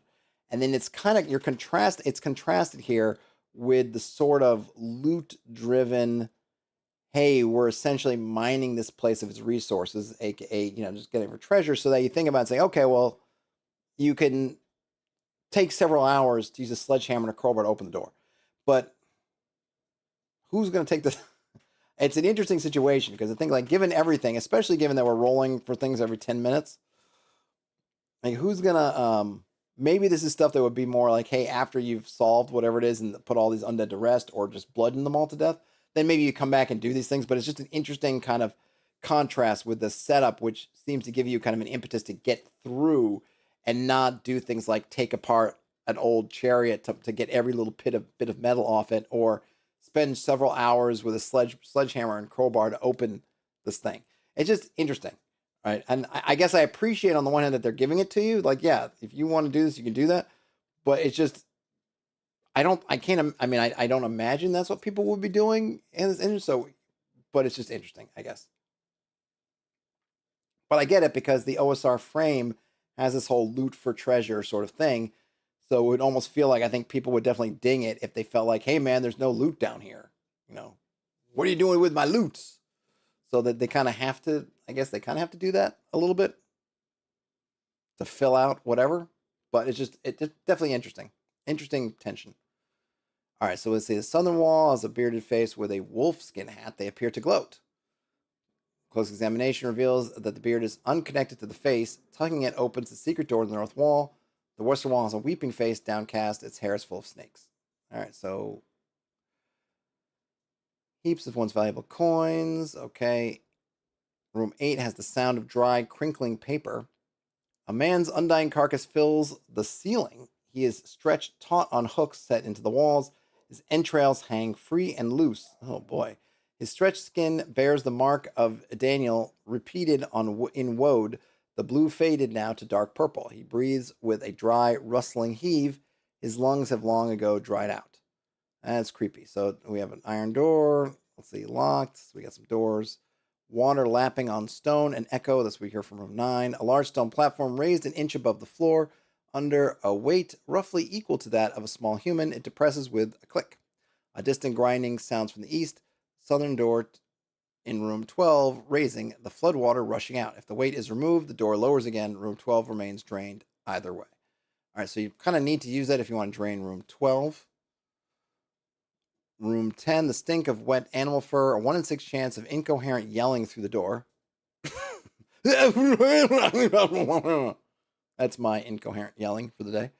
Smashed and rotted furniture fills the room, much of it coated in gold. Among the wreckage are 3d6 bonded dead, wearing the rank furs of Daniel O'Connor. His voice emanates from everywhere in the room, a little more than a hiss at the edge of hearing. Hey, Magnus, no problem. Yes, Magnus, this is meant to be unlisted. Remember, if you may have missed it on Friday, I talked about changing it up with streams to try to help kind of the issues with the tubes, and I just feel like confusion. So, yes, this is definitely meant to be unlisted. We'll need to work on how to make sure that folks can discover it, but that was the idea of having, pushing folks to get on the Discord or get on the Patreon, which has, I think, better ways of notifying that, hey, I'm streaming. Because my feeling is, and I think it's kind of bearing some truth, is that the YouTube channel notifications through the community tab are slow. That's kind of been my fear, is that YouTube notifications on the channel thing are slow. That's been my experience in the past, just anecdotally, of like, I send out this notification and people respond to it days later. So there's going to be having it worked out, and I'm going to have to maybe get some kind of script or some kind of thing where I can get up other things. But sign into Discord or become a free member on the Patreon, and hopefully that will get you fast tracked for notifications. YouTube just doesn't have good ways of me just notifying select members, like, hey, notify subscribers. I don't know if the bell would help with that. I don't think it would, because I think that that's the unlisted bit. And if I set it to members only, then there's no free membership, so that would kind of gate it. That was part of the thing I went through on Friday, right? If I set it as members only, that gates it to people who are active paying channel members. And I don't want to do that. Yeah. Don't tell. Secret stream. Tell nobody. Tell everybody. So, yes. Yes and yes. It was meant to be unlisted. It's going to be a work in progress. But I will post like a review of this as a normal video also. So that, the channel's not going to get forgotten. But yeah. And it'll also be in various, the playlists. Okay. Back to it. Let's see. Room 10. We're in, so Daniel's voice is emanating from everywhere in the room, little more than a hiss at the edge of hearing. First, he attempts to cajole adventurers into killing his brother, claiming that it is Fion's malign influence that taints the isle.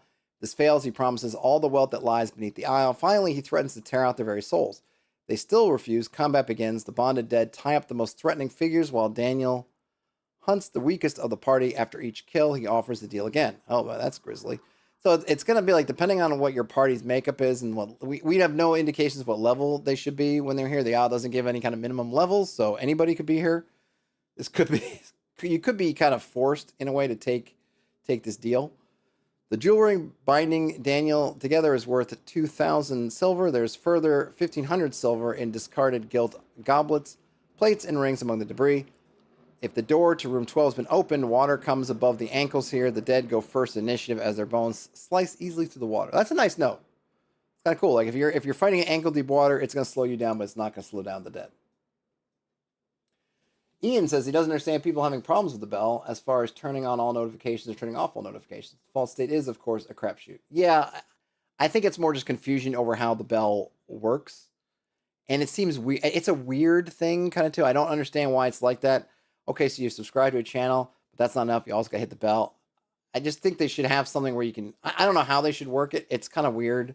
It's like this. You have to kind of double click stuff potentially. And yes, Ian, as you said, it's kind of a crapshoot as to where the bell... What state the bell is in when you subscribe. I don't know. I don't know if they really care too much because I don't think it's a big deal for, I say, them as in YouTube. I don't know that it's on their things to go through and fix. But yeah, it's not a clear and obvious or tool from the user's standpoint. And so you have to have people saying, hey, not only subscribe, but then go hit this other button. It's like, why isn't subscribing enough? Why can't you just subscribe and then maybe have some preference you can set somewhere as to how annoying you want to be with notifications? I'm not sure. But there, like I said, there's probably better ways to do it than how they're doing it. So, all right, so Daniel got some undead, gonna threaten you. You might have to take the deal. Room 11, an orange glow, warm air. There's a large wooden coffin. You open the coffin, it releases a torrent of molten tar, reveals the corpse of King Connor, slain by his sons. His form is warped, yet preserved by the thick black liquid. Glittering rings are threaded through his stained beard. 3,000 silver. As mere valuables, 9,000 silver to someone manufacturing a claim to his fallen kingdom. That's a good note. The rings cannot be removed without the consent of King Connor. A would-be thief hears a thick, gurgling voice emanating from the tar itself. Rest mine in death, released only by the blood of rebellious sons. Excuse me. This is all he may do, but he is true to his word. So it looks like you got to kill both sons if you want those rings. 12, this is the room that was flooded. This room was flooded and set 10 feet lower than the passage to the north. Old brackish seawater, rotten black foul, comes nearly to the bottom of the passage. So basically it's almost 10 feet deep. There's starved eels, eyes milk white and huge that move throughout the water. They smell flesh and move to feed. They take no penalties for fighting in darkness. Each successful attack past the first in a round has a 1 in 6 chance of dragging the victim under, giving all others bonus to attack them. And then if they drain, let's see, so that's if you just go into the room and it's still filled with water. If it's drained, there's a thin veneer of mud and pools of water. Blind eels writhe as they die. Oh, that's a nice note too. So, if you drain it, hey, you don't have to fight the eels. But there isn't anything in it either. It might be nice. I would have thought, hey, put some coin in there. No, nah, just mud, water. This room also has warm orange light that radiates from within. An intelligent flame in a cage of blades, it moves silently like an apex predator. It observes, flickering and raging. As one approaches the cage, the flame diminishes to a warm, inviting glow. A decorated helm, full-faced and unmarred, is visible in the flames. The blades of the cage are of ancient make, short and leaf-shaped. A simple pull is enough to disassemble it. Released, the flame explodes forth to attack at full force, desperate to feed. The flame crackles like laughter. Successful strikes hit the lump of blazing coal at its heart. All right. The helmet within is completely fireproof. 20 swords comprise the cage. And it's worth also 1,000 silver, too. 2 empty bookshelves of carved heavy stone rest against the walls. A rusted but usable hammer and a bag of iron spikes lay in a corner. Well, there you go. Get yourself a bag and some spikes. Not a bag. Get yourself some spikes and a hammer. And the bag's just a bonus. Smell of old seawater, a slope curving down into stone, bearing faint marks of worn-away stairs. Anyone moving down the ramp at speed must save or fall its length, leads to 4-3. So this is how you get down to the next floor. Room 1. 16, the smell of old, wet horses, the sound of dry, grinding teeth. The walls are marred and worn. An amalgam of pony teeth form a ball which rolls aimlessly about the room, chewing air and stone, many-mouthed, without lips or tongue. As soon as any living thing enters the room, it veers towards them, seeking meat. It attacks as a 3-hit die creature. Attacking it is useless. The teeth are knocked loose, but quickly skitter back together. No damage in one round is enough to scatter the teeth temporarily. Oh, sorry, 10 damage. That's my not reading with my glasses. Leaving the ball unable to attack for one round while it reassembles itself. It does not leave the chamber. Well, there you go. You just kind of want to get through. Nothing do we get through. It doesn't say whether it's undead or not. I might treat it as undead so that you could maybe potentially turn it, but I don't think it isn't said, right? It just says it's just a bunch of teeth. Yeah, an amalgam of pony teeth. So who knows? Maybe you could decide whether you want. I mean, everything in here seems to be kind of undead. So either that's great for your cleric, or you decide to make this kind of a magical thing, in which case you could use maybe a dispel magic. I don't know. If you just want to, switch it up. All right, so room 17, the faint smell of burning. A burnt figure huddled by the eastern doorway, now barely recognizable as human. Okay, it's just kind of there, I guess. It doesn't even, looks like it's got no stats, so it's just huddling there. Yeah, I was just going to look to see, there's not even it doesn't seem like there's any point to even talking to it, because there's not even the sense of it having a name or it knowing anything. It's just there. 18 has the smell of lantern oil and charcoal.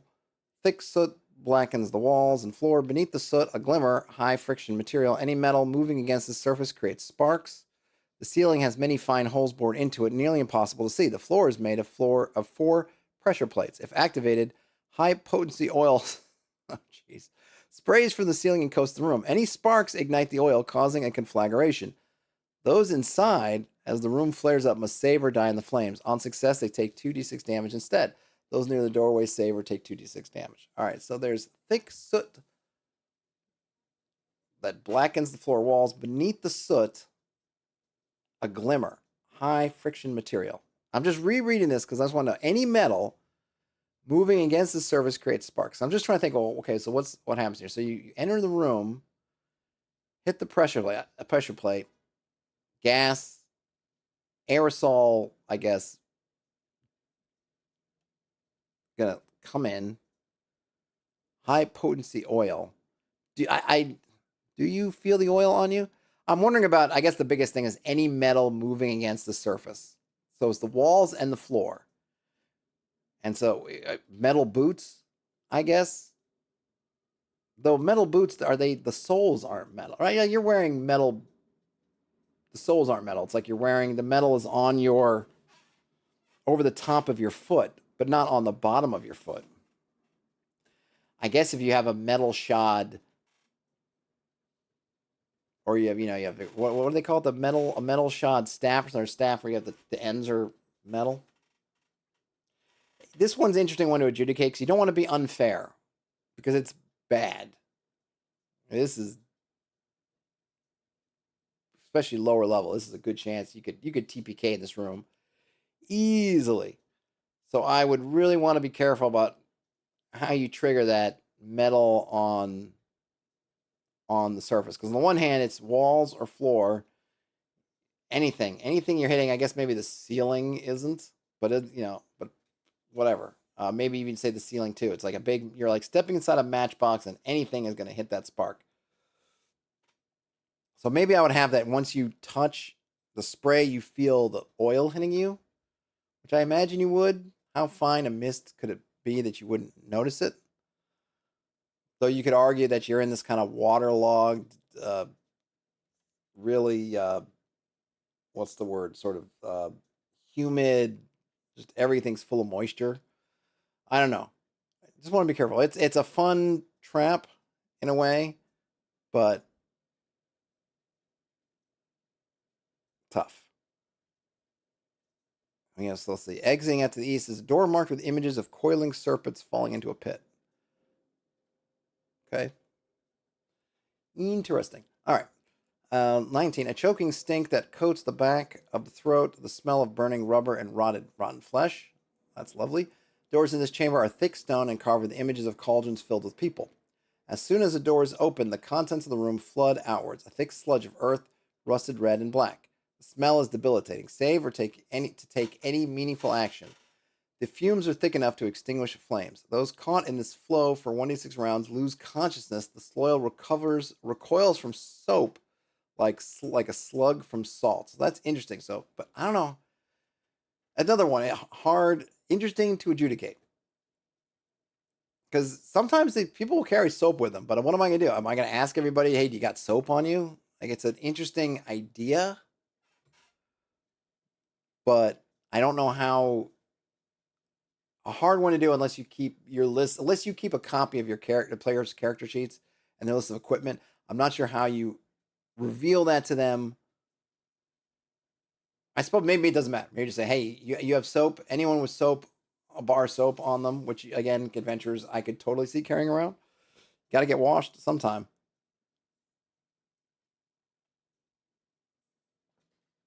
Magnus says, make it a cultural thing in your world. Yeah, I mean, sure, but remember, we're reading a dungeon, right? So you're taking the dungeon, throwing your world. It's kind of like you can't go backwards. I mean, you could. Oh, by the way, you guys are all carrying soap with you because you're the clean people. Like, it's like, yes, you could. If you knew all this in advance, you could totally make a thing of having soap on you. But this is something that it's not that, because remember, this is not about what's in the room. Like the culture of the dungeon builders could totally be, could totally be obsessed with cleanliness. That's not what it's about. This is about when the player characters hit this sludge. If they have soap on them, it's going to recoil from them. Now maybe we just omit this detail as we're describing because there's really no way to do it. And a little piece of soap, if they recoil around it, it's probably not going to be meaningful in the thing. I'm just saying, like, hey, it's a really cool little detail. But how do I get that detail? Because I probably want to get it out to them, maybe. But how do I do it? Because how do I know who's carrying soap? At the center of the room, beneath the foulness, is a witch knife carved from the antler of a poached royal stag. The wielder can forever send dreams to those they have struck at least once with the knife. That's cool. Quarters to the east and south, a pervasive smell of burning. And to the west, a low grinding sound. Room 20, the howl of distant winds, a slight breeze, a glow of light, dim and distant. The suggestion of sunlight from a cold fireplace. Leeches cling to 2d6 bonded dead, glistening in the dark. Among these dead is Fionn, his shock of white hair nearly glowing. He quietly invites the party to stay a while, so that he may learn of their troubles. He listens attentively while leeches dance in his followers' rib cages. He draws parallels between the party's troubles and his own, and then asks them to kill his brother Daniel. He offers them all the wealth on the isle and free use of the hidden passageway in the chimney. Those who refuse, he allows to leave freely. They will return when they are sufficiently desperate. So he's definitely got a different tack than Daniel, right? Though neither one is a good fellow. He will at least let you go. And it seems like there's nothing binding here, so probably the best part if you're the party is just say yes to both brothers. Yes, I will kill him. Yes, I will kill him. And then you can figure out what you want to do from there. I mean, definitely the one brother is more or less coercing you to do it, whereas this one's more slimy, but the idea that he also is damned down here and also thing with leeches, clearly you probably shouldn't be taking him at his word either. If combat does occur, Fionn strikes the strongest while his bonded dead act to separate the others. So another interesting difference, his brother went after the weakest one, Fionn's going after the strongest one. Fionn adorns his body, and you can figure out how you want to decide who's the strongest. Fionn adorns his body in golden rings, worth 1,000 silver, an ancient tattooist set, also worth 1,000 silver, hides on the stone shelves. The first to be tattooed with it gains either +1 to attack or +1 damage permanently. Further tattoos provide no such bonus. If it is raining, the floor of this chamber is wet. A puddle spreads from the fireplace. Aha! Up the chimney, a long climb to the surface leading to the hollow outcropping. So there you go. So the party, this is that way that we saw on the surface that you can get down. Obviously, it's also a way that the party can get back up.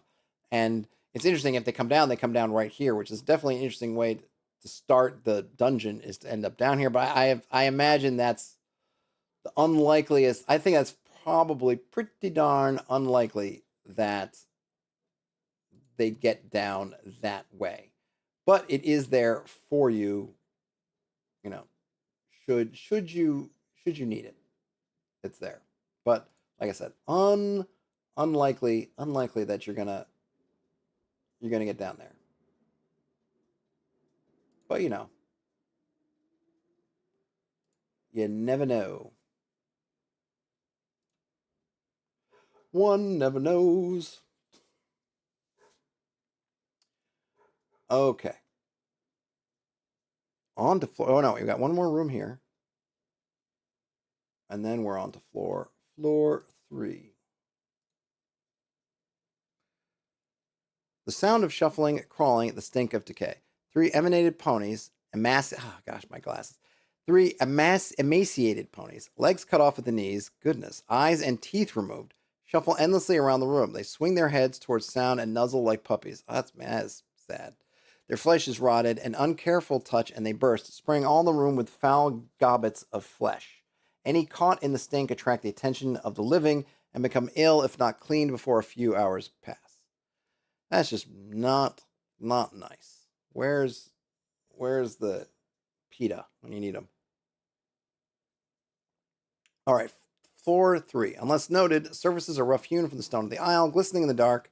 Same. Okay, this is the same. I'm wondering, they give us this 3 times.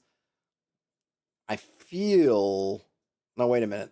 There's maybe one change. Hold on, I just want to backtrack. 'Cause I felt like the first 2 floors had the same things at the top, though maybe there was a difference. Okay, it's changing subtly. Because I felt like on the first floor, normal speech was audible, whispering was I just want to go back and read this because it's we're seeing how they're subtly changing it, but I almost feel like I could use these noted a little bit more, right? See, so here we go. Right, normal speech is audible, whispering just barely, there's no light. Okay, we got that, floor 1. Now we come to floor 2, and we get the same. I wish they would kind of call this out, because I could just see making a mistake, and because what I did was I just glanced over this thing, oh, it's the same as the floor above. It's not. In this case, normal speech you can hear, you can no longer whisper, and there's still no light. And now we're going to come down to the 3rd floor, where we're getting more differences. The waves are very distant and echo strangely. We're below the water line. There's no light. So, but presumably now you can whisper and talk as normal, because all the sounds that before were making that stuff difficult have faded more into the background. It's like I said, I wish they kind of called it out a little bit more, but of course it's also on me to do a careful reading. They aren't giving the information, but I'm reading this under sort of special circumstances where I'm not. I want to try to catch all the things, but I'm trying not to just read everything for speed, and so I get caught where it's like, oh hey, did I miss something of import? And that's where I also, though I do think for when you're a GM caught in the moment, it's also nice to have some call outs. It's like, hey, we think this bit is a little bit more important, so we're going to help you in case you read it, and then when you're running the game, we want to make sure you don't miss it. The D20 encounters again. So here we get introduced to legionaries, which we got a note about, I think, on the 1st floor, but we haven't seen yet. And we have another new critter called Marine-Bound Mines. We have more of the Gelt promised, and we also have a new critter called a Sea Thing. But we can ignore all sea things if the breaching clamp is detached or destroyed. We don't know what that is yet, but hey, it does something. So the legionaries, left behind by the invaders as a guarantor of incarceration, their families were venerated for their sacrifice. All are dead now. They wear banded armor, each helm with a set of bull horns. Porcelain wolf masks hide their faces. Each bears a large rectangular shield and short swords, and a heavy gold medallion imprinted with a man's face in profile, worth 100 silver to an historian. Beneath their equipment, nothing. They throw javelins before closing into melee. So they're basically armor without anything. Essentially animated armor, in a sense. Now the sea things. Cadaverous with faces protruding from a tangle of spines, still draped with the call from their birth under crushing black eternities of ocean. Washed up, grown and fanged, on some unknown submarine shore, touched only by the light of their own glowing blood, ever seeping from raw, ugly gills. Sorry, there's a small plane, or maybe a normal plane, going overhead. Okay. Very creepy. Kind of, I think of Edgar Allan Poe. I think of some unknown submarine shore. Sounds very Poe-ish. Marine-bound minds. Consciousness spreads like a disease. To ensure continuity, minds sometimes adhere to the things of the sea. Complex amalgams of starfish, seaweed, barnacles, and crustaceans retain a vague memory of humanity, a chaos of wet life, teeming with purpose. Language has long forgotten them. So there we go.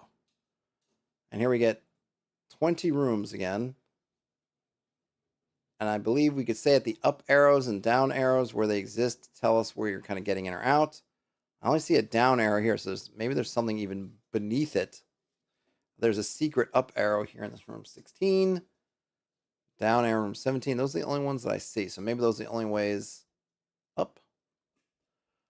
Up and down. A long flight of stairs. Echoing drips the smell of seawater. A natural stone cavern. This is room 2. Sorry. Barely worked with tools. Ankle deep seawater. A huge brass door blocks the western exits. The metal is not smooth. The surface is a tapestry of screaming faces crushed beneath a rampant bull. Oh, man. Their blood forms a wave, and the foam atop the wall is all wolf heads. Hold on a minute. The surface is a tapestry of screaming faces crushed by a rampant bull. Their blood forms a wave, and the foam atop the wave is all wolf heads. All right. I'm trying hard to picture the tapestry. I'm guessing that the ramp, if I can picture it, you've got screaming faces, a bull running, and then the blood coming up behind the bull, foaming up. That's kind of how I would imagine it would look. The heads pursue running deer, boar, and cattle, crowned and faceless. The heads are the wolf heads.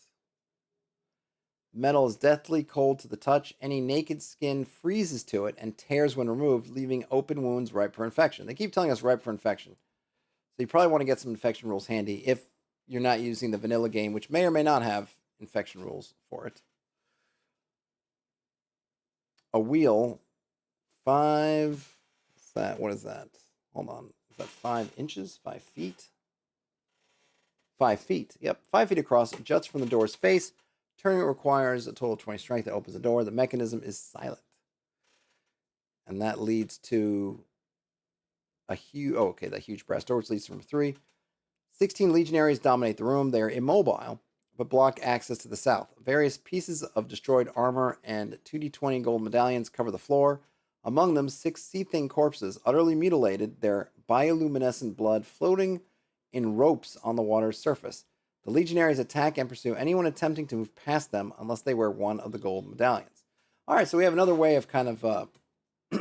we found earlier that there was a mask. Put the mask on, certain things would be loath to attack you. But in this case, that's where the original mention of the legionaries was. But if you wear that mask and you come down here, the legionaries will attack you. They might attack you, I think you specifically, whoever's wearing the mask. Now we have another thing that you could wear, these medallions. If you figure that out, you can probably get past a lot of the legionaries, or you can ignore them if you're wearing the medallions. Now, we don't know yet if wearing the medallions will cause other things to get enraged and attack you, but keep those medallions. 16 legionaries. Okay, that's where I just was. That's great. And let's see, A. Oh, yeah, okay. I'm not gonna keep the map up. We have a workstone passage suddenly terminates in an organic orifice protruding from the stone with finger-like appendages cased in orange chitin. The room beyond is barely visible through the orifice. And I think that orifice leads you, to this next room. Yeah. An alkaline stink. This chamber appears to be an inflated rubbery bladder stretched taut against the walls of the natural stone cavern. Ichor drops from the ceiling. The exit is a clamped sphincter. It opens when touched. The room quivers. So this is the one, that's that, right? That's the clamp. Is that the clamp that was said about the sea things? Yes. If the breaching clamp is detached or destroyed, then you don't get any sea things. So I guess this is how the sea things come in and out.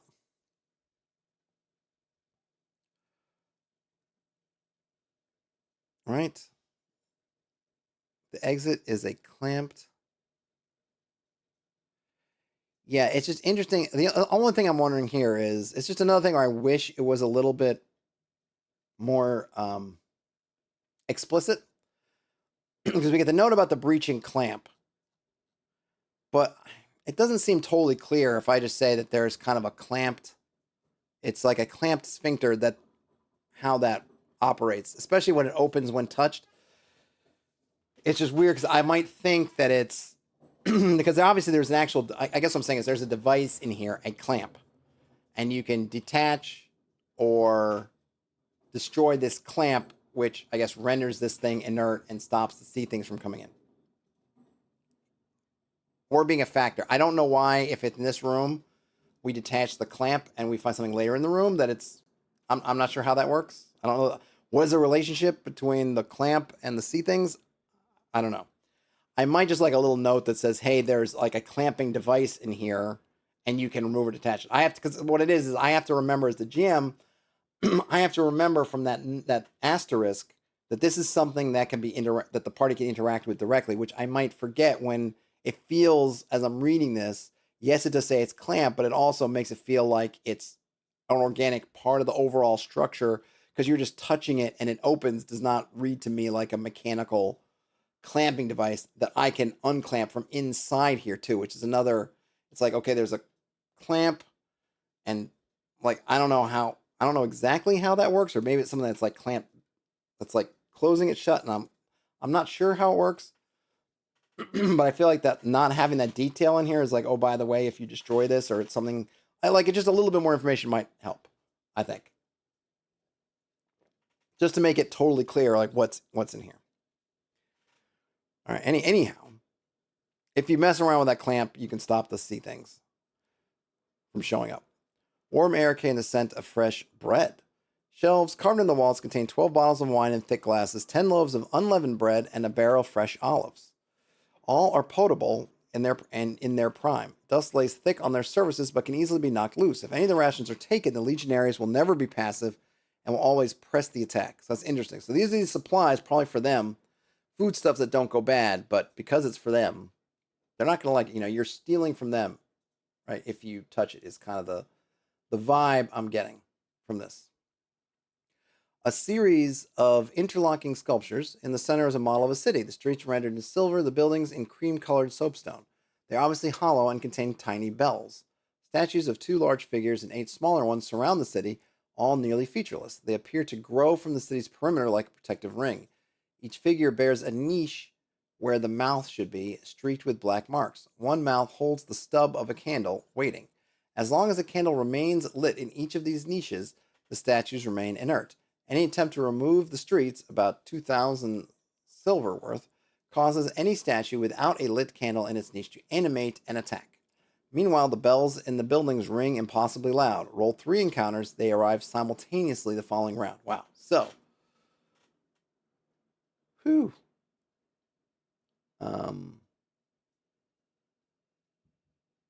As long as candles remain lit in each of these niches, the statues remain inert. So I guess if you wanted to muck around the city, you got to put a statue on each one. It seems like only one of them has a candle in it, and none of the candles are lit right now. So I guess the trick would be you want to light the candles in all 3 mouths before you start mucking around with the city. Otherwise, bells, encounters, bad things happening. Room 7, moans of pain, whispered words. Steel frames fill the northeastern corner. Hooks hang from the frames and support a withered body, draped with faded crimson robes, moth-eaten, wearing a gilt laurel crown. Its skin is dry and cracked, and it trembles with a perverse mix of pain and religious ecstasy. Small votive offerings huddle beneath the candles long burnt out. A single blow would destroy the installation and create a great noise. Roll on the encounter table. The hooked figure is insensible to the material world. If smashed, the legionaries will never be passive, always press the attack. So something else that seemed to be linked to the legionaries, but we don't know how. I like the idea of the hooked figure insensible to the material world. It doesn't look like there's anything really of value here. So unless you need those, oh, the candles are all burnt out, so that doesn't even help you. Probably just want to leave it alone, But adventures, leaving things alone, don't usually go together. Room 8, several mounds of wood, rotten and pulverized, gather along the walls. Room 9, a heap of rusted and ruined arms and armor, thick with putrefied mold, especially on the blunted and broken blades, nothing of use. 10, a wooden platform 10 feet square hangs by a chain over a natural plunge 30 feet wide. It sits 1 foot below the floor. The chain is weak and rusted. The plunge is 200 feet deep, its walls craggy and sharp. It narrows to a point at the bottom, the stone wall sharp enough to carve off a limb. Ayoo! A hoard of treasure sits atop the platform. Heavy rings of gold, finely worked swords and shield bosses depicting the faces of demon swine. Altogether, the treasure is worth 5,000 silver. And this is this hack silver, which is their currency, which you can convert whatever. Maybe this would be more properly converted to gold pieces. I'm just using silver, but you could convert it to whatever currency you think makes the most sense. And fills 5 backpacks. If the platform tips, the treasure slides into the pit. Any additional weight on the platform causes the chain to snap and the entire platform to fall. The platform and its load requires 40 combined strength to lift. The platform or treasure falls, roll on the encounter table because it makes a lot of noise. So an interesting puzzle, how you get the stuff off the platform. It doesn't say taking it off wood, but you've got to get, it's 1 foot below the floor. The wooden platform it's a 10-foot square. I just need to roll up because I need to see how big the room is. So, right, there's a 10-foot square. I guess it's in the middle, I would say. So it's 1 foot down, and it's at least, and this is something, again, just usability-wise. It's hard to see how many dots to see how wide the room is, and you don't get it in the text, but, you're talking 1, 2, 3, 4, 50 feet one way. 1, 2, 3, 4, 5, 6. So basically a 50-foot by 60-foot room with this 10-foot in the middle little platform. So it's not going to be easy to get to. So you have a nice puzzle there. Obviously a great reward if you can get some of this stuff out. But of course the puzzle of, well, how do you do that? Well, I can think of some ways. But, I'm not going to ruin it.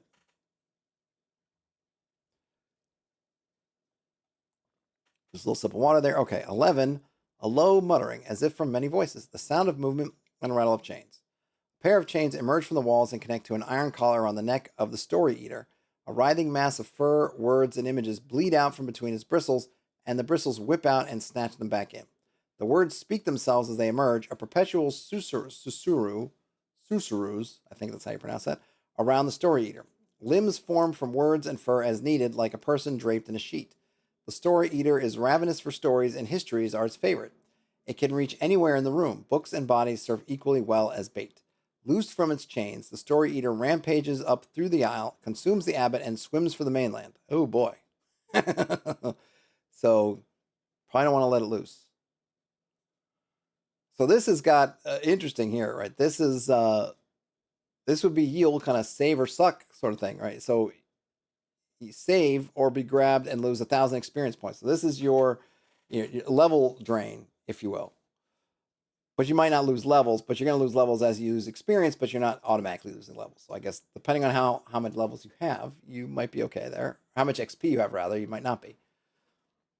But remember, at least, I think in what we saw in the vanilla game and also in Yield OSR, you haven't gotten, the only experience you've gotten from this so far is what you've done from monsters, because treasure is not hitting you until you get back home, or hitting your experience, right? You're not getting experience from treasure until you get it back safe. So whatever amount of gold and silver and things you've gotten from this so far have not converted yet. So good luck. It can grab 1 person per round in addition to its normal attack, and may hold up to 3 people at a time. But it has HD 8, so it has a good armor class, because this is from the vanilla game, and the higher armor classes are better. So 8 is good. And it's got AC 6, which is still good, HD 8. So it's got 8 hit dice. So it's a strong critter. Probably want to avoid, I'm guessing. All right, on to room 12. Wet sloshing, the slapping of fish flesh on stone. The chamber stinks of decaying sea life, begrudgingly forced out of the water. Paltry few artificial rock pools, each filled with filthy seawater, litter the chamber. 2d12 plus 6 marine-bound mines scuffle and stoop to the pools, attempting to rehydrate. Their blank, vacant faces, unequipped as they are for perception, let alone mammal emotion, peer at you as they move towards you. Blood will slake them as well as water. So yeah, they're coming They are coming for you. B. The passage suddenly terminates into rough worked stone. The floor inclines slightly as it meets the end of the passage. That's just kind of a note about that area. But I don't have the map, so I can't tell exactly where B is. So sorry about that. 13 has a northern door that does not open from the north. A northern door that does not open from the north. All right. An ugly lump of crude green glass sits in the center of the chamber, vaguely cuboid, 1 foot on a side. Within it, a murky, indiscernible form. The glass cube cracks open suddenly after taking 18 damage, and without mitigation, each strike produces a low, resonant note. Roll on the encounter tables each time after the first. The first strike summons the lictor and her praetorians in room 14. They will be hostile. All right. I don't know why you would.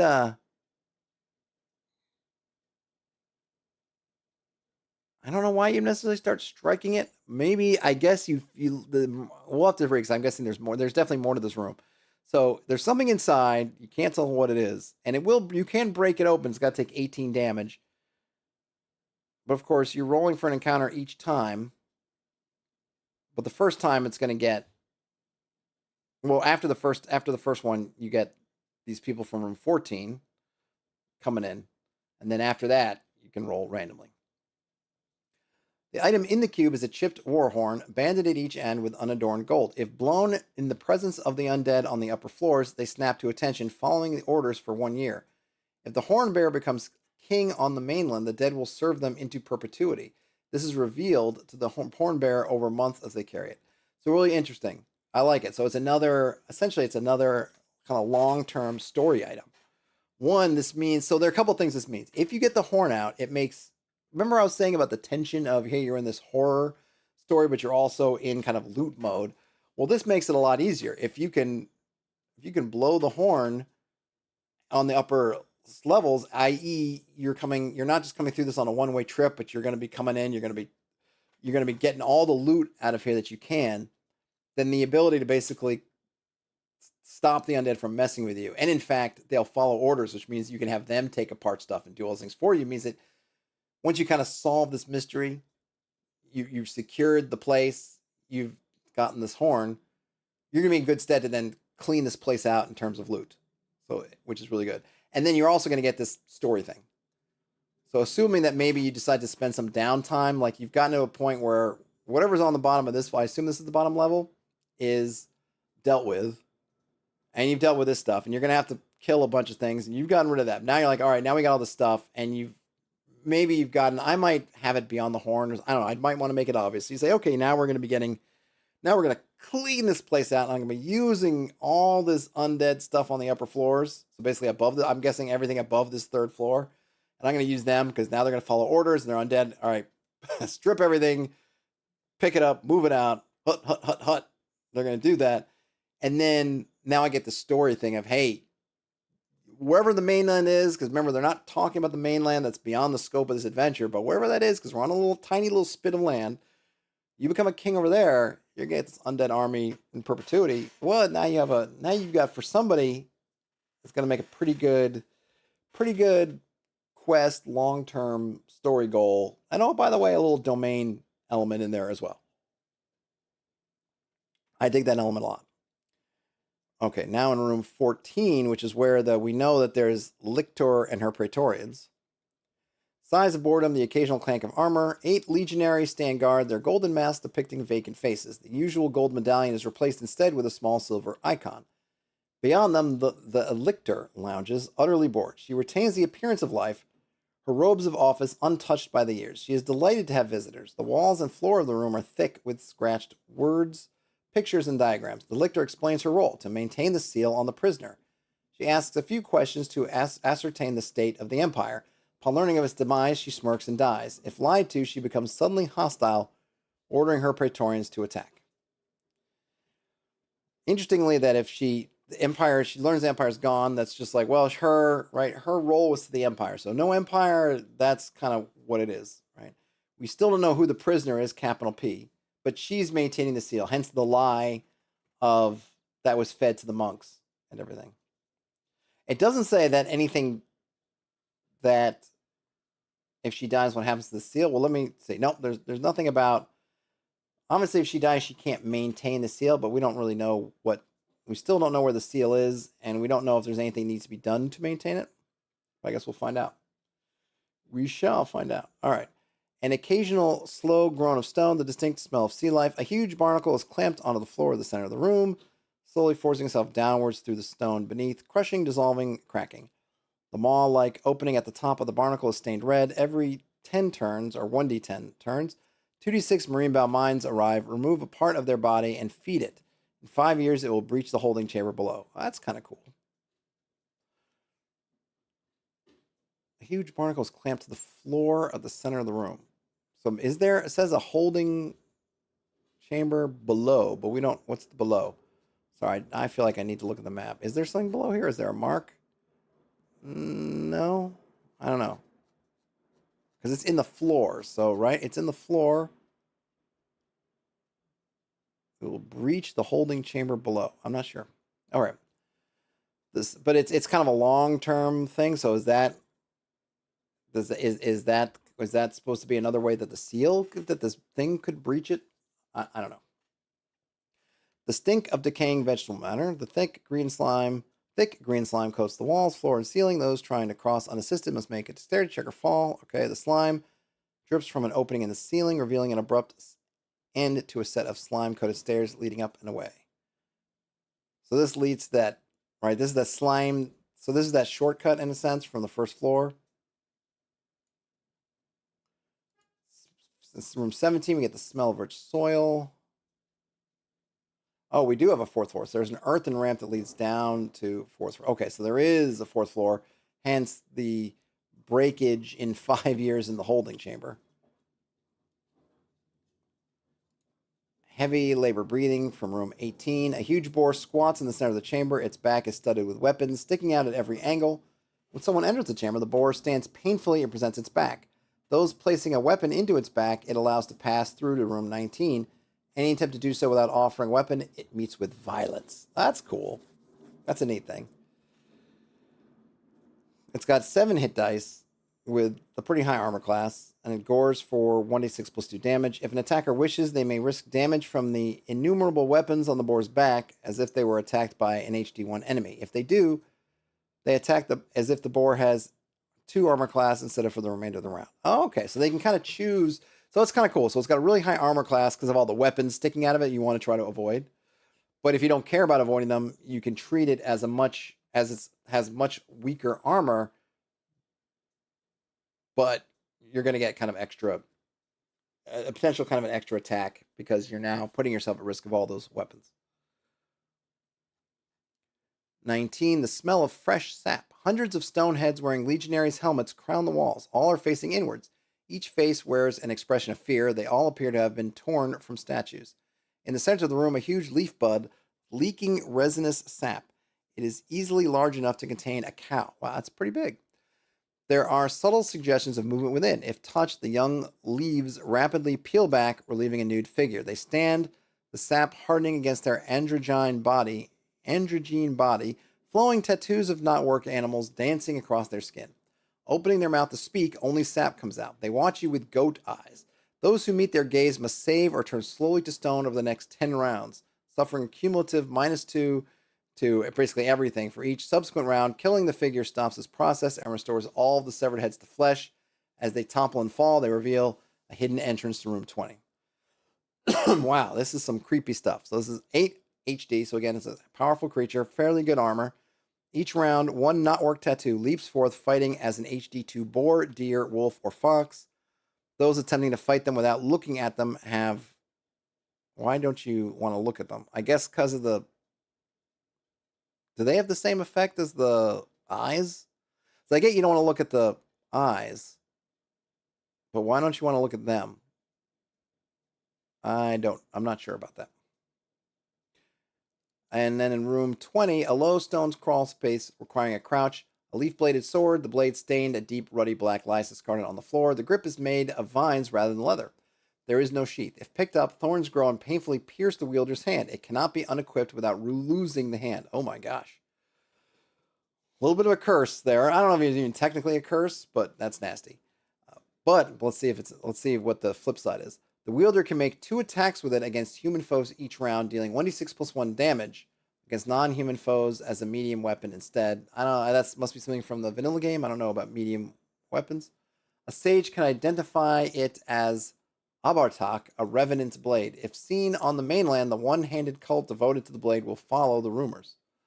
I don't know if that's good or bad for the guy with the blade, but that's kind of tough because getting undressed and dressed and doing doing certain things is going to be made difficult with that. But it is what it is. All right, that's the end of the third level, I think. Now the next chapter ahead is called Seething Growth. Unless noted, surfaces are made of flesh, cartilage, and bone. Passages are tight. Attacks with swung weapons here have -2 here. All right, so you got to remember you're penalized for using swinging weapons because all the surfaces are all funky.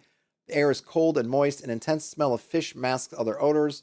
Soft organic gurgles can be heard everywhere, constantly. There is no light. And more encounters. So we have sea things, something called radial snails, and then nothing. But some of the sea things are actively hunting you, but other sea things are half asleep.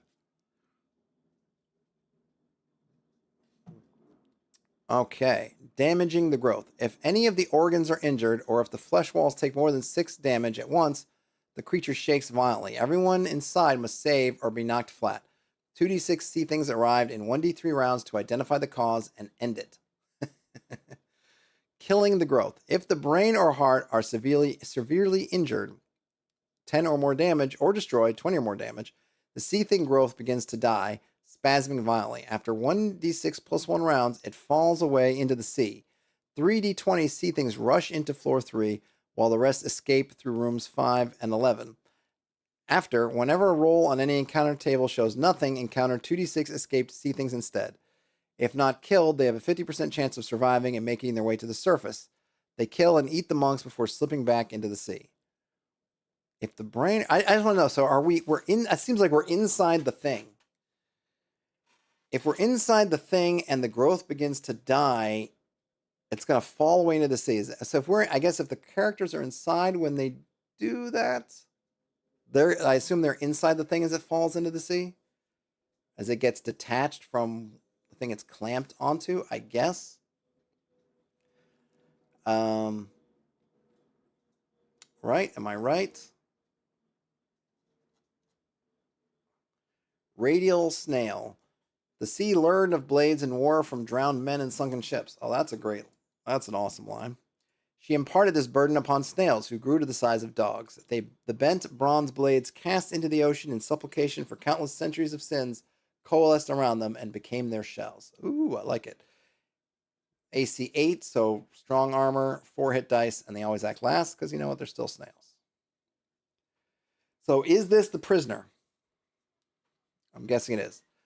The stink of sea life and bitter fluids. Melon-sized nodules stud the flesh here. They quiver when touched. Pools of spittle gather in the rough, fleshy floor.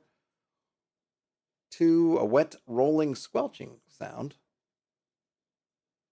3, more wet, rolling, squelching sounds. 4, air in and out, slowly, rhythmically. Muscles cling to ribs, hang loose and weak, trembling gobbets of flesh. 2d6 sea things sway gently in the fetid breath. Yeah. Is that I guess it would tell us if we're in the... Did it say where the lungs and... If the brain or heart is severely injured or destroyed. Okay, no. So I guess you can... I'm guessing they're going to tell us specifically where those are when we get there. Let's see, so room 5, a pungent, oily smell. A strange undulating pattern emanates from a diaphanous membrane in the easternmost wall. Any amount of pressure allows a passage through the membrane and into the churning waters surrounding the isle. Those unable to immediately swim back in drown before they reach the surface. Every 2d6 minutes, 1d6 sea things appear through the membrane. Their stomachs are swollen. They ignore the party, stumbling towards room 14. If fought, they're not as good. So that's interesting. So you can get back up out of this into the ocean, but you're going to die if you go that way. You got to come back. You can't go out, but you can't get out that way, really. Unless death is your escape. A long curving passage, the walls striated with mauve and pink ridges. The ridges are densely packed, firm to the touch, and slightly quivering with water seeping through them. And 7, the smell of old blood and plasma. 8, the stink of dental decay. Forests of dog-sized alveoli crowd around, reaching inward. The surface between them is paper thin. Any weight exceeding 60 pounds causes it to tear. Another plane. Causes it to tear, and the seed-thing growth shakes violently. Make a dexterity check to bounce across the alveoli. Those failing land heavily, tearing it. That's kind of a funny puzzle. Smell of death. This is room 9. Shriveled, blood-starved alveoli limply twitching among hardened, dying flesh. Oh. Room 10. The smell of fresh blood. A fat, ghost-white worm smeared with blood nestles amongst gory folds of flesh. It telepathically welcomes visitors in a rich and generous tone. It requests that they deliver it to the brain of the beast, a mighty host. It promises transport and friendship extending beyond the veil of death. I like it. Should anyone threatening violence or refuse its request, it burrows deeper into the flesh, and the sea-thing growth shakes violently. If the party does as the worm asks, it burrows into the brain and dominates the sea-thing. It expunges the spawning pools in room 11 and floods all other chambers with digestive fluids to kill the smaller sea-things. It then offers to transport the party to the mainland. Once there, it vomits up the party on the beach before emerging 25 feet tall, horrid and swollen, its body constantly morphing and plastic. It will terrorize the land for decades before growing bored. It will answer the summons of the party during this time. They need simply call out to the ocean. That seems like as far as endings go, not a bad way to go. I mean, granted, it's terrorizing the mainland. Okay, but we can, it'll come and, right, it'll help. Yeah, it'll answer the summons and presumably be friendly to the party. I mean, it seems like it's just looking to party, right? It's looking for adventure. It's looking to meet. Okay, I want to just kind of, I don't want to kind of go through all these rooms because I feel like we've definitely gotten it. Oh, this is not floor 4. This is just the growth. Well, how do you get to the growth? How are we? I thought naturally you got here from. Did I miss? Oh man. So here I thought, oh, that's interesting.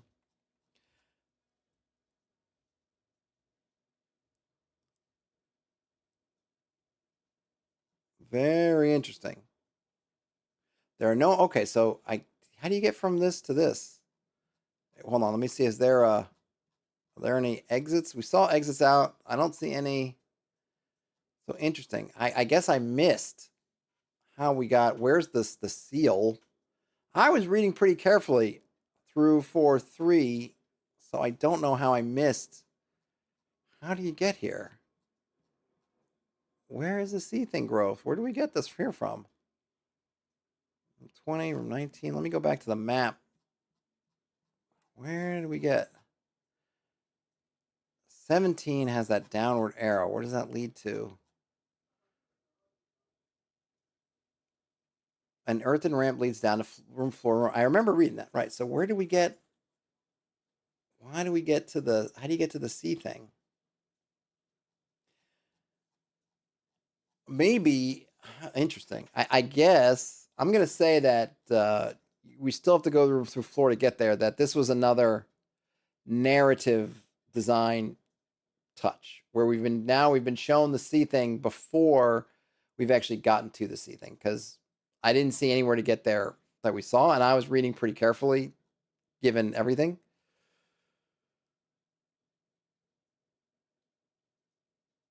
So there's no encounters here.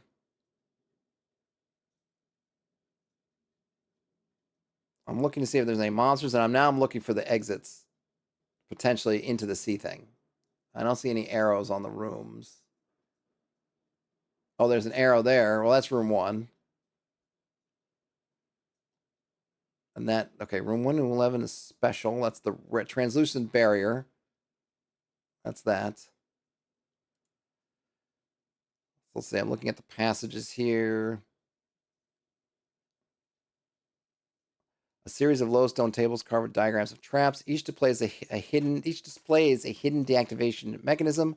All these are lies and guarantee activation and death if attempted. Nice. So there's a bunch of traps in, let's see, these relate to traps A, D, E, and F. I see. Okay.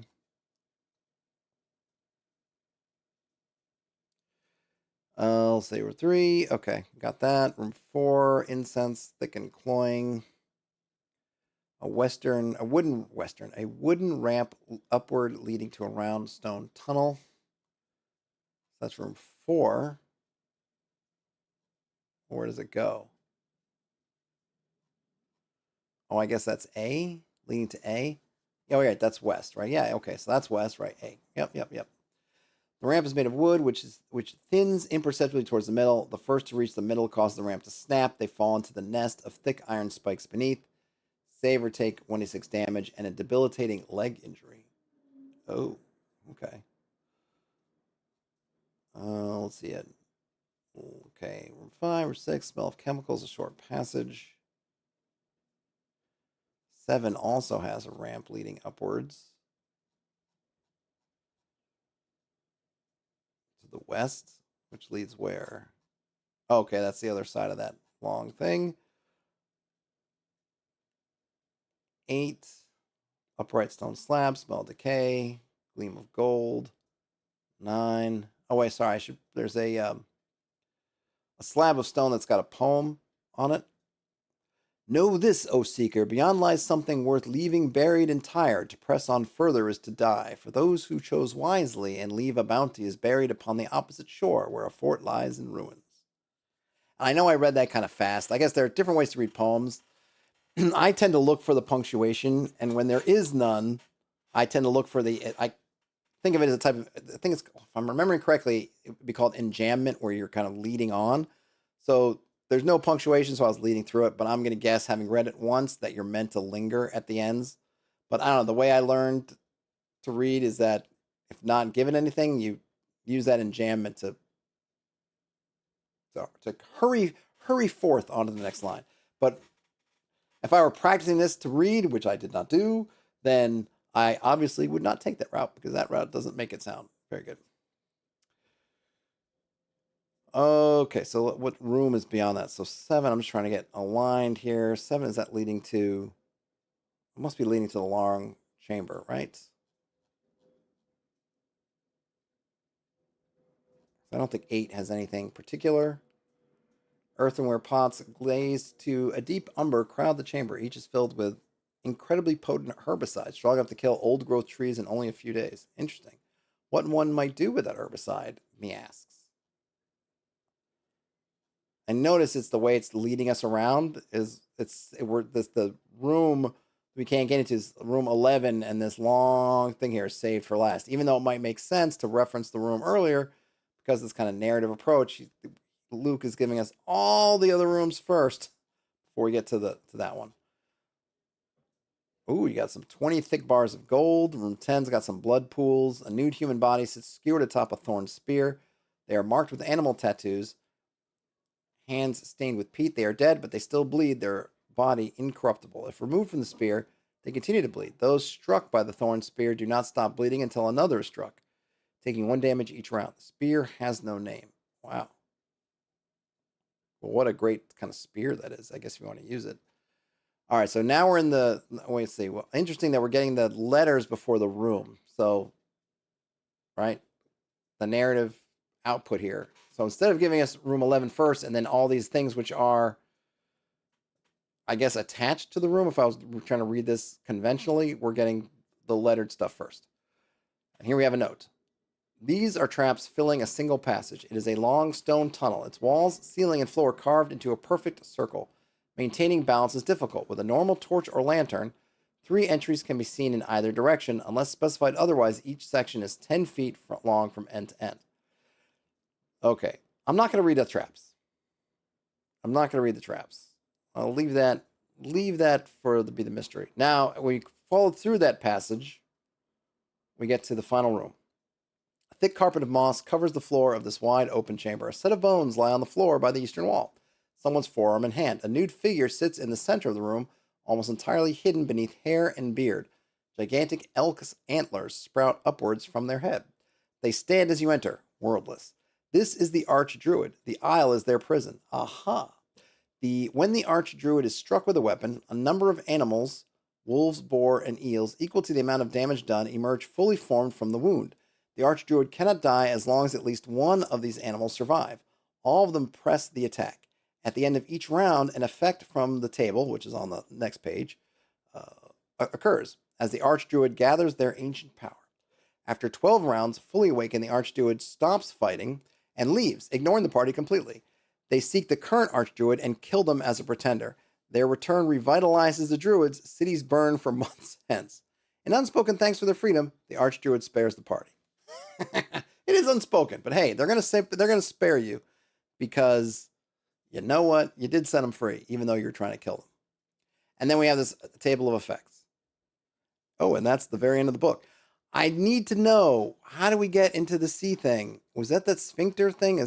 Maybe that's what it is? The sphincter is connecting. So there you go. And the archdruid story is really funny because it's one of those things that I think in AD&D with the druids, there's one archdruid in the world, and if you want to become the archdruid, you need to kill him. So I like that this is a little kind of echo back to that. And if you're playing a game with druids and your character reaches archdruid, then maybe that guy's coming for you. Where's the sphincter again? All right, I'm thinking correctly. It was definitely here. Was it room 4?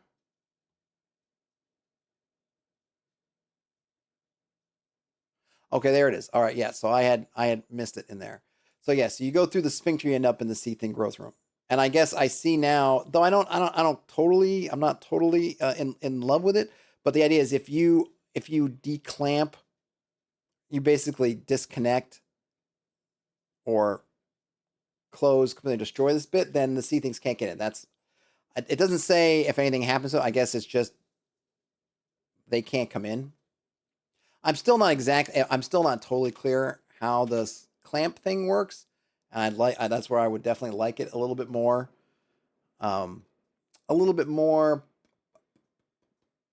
Just explicit, but okay, that makes sense. And then you get the so we have this kind of horror thing going on, right? We have some we have the story of the archdruid and this kind of lie, an interesting sort of lie, right? That these different levels were put around these. It makes sense. You could see it. Okay, you put the archdruid down here, but we still. Here's the thing, though. What is the seal? Let me see. When you get down to the archdruid,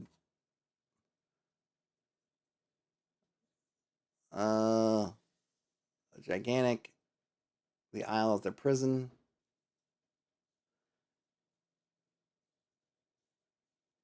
Yeah, I'm not sure what is technically what is the seal. I feel like is that lost a little bit. We have it because I get it. The first seal is a lie. Hey, we put the seal up on here. You monk, stay up here and don't let anybody through. I get it. Totally makes sense. We get the seal, but the legionnaires, and that lictor are also specifically guarding the seal, and it doesn't seem like. I'm just trying to get back to it to see. Yeah, the lictor explains her role to maintain the seal. But her room is 14. Does it even lead directly to the room below? Well, I guess it does. So 14 to 15. Well, there's multiple ways into room 17. And one of them, you don't have to go there at all.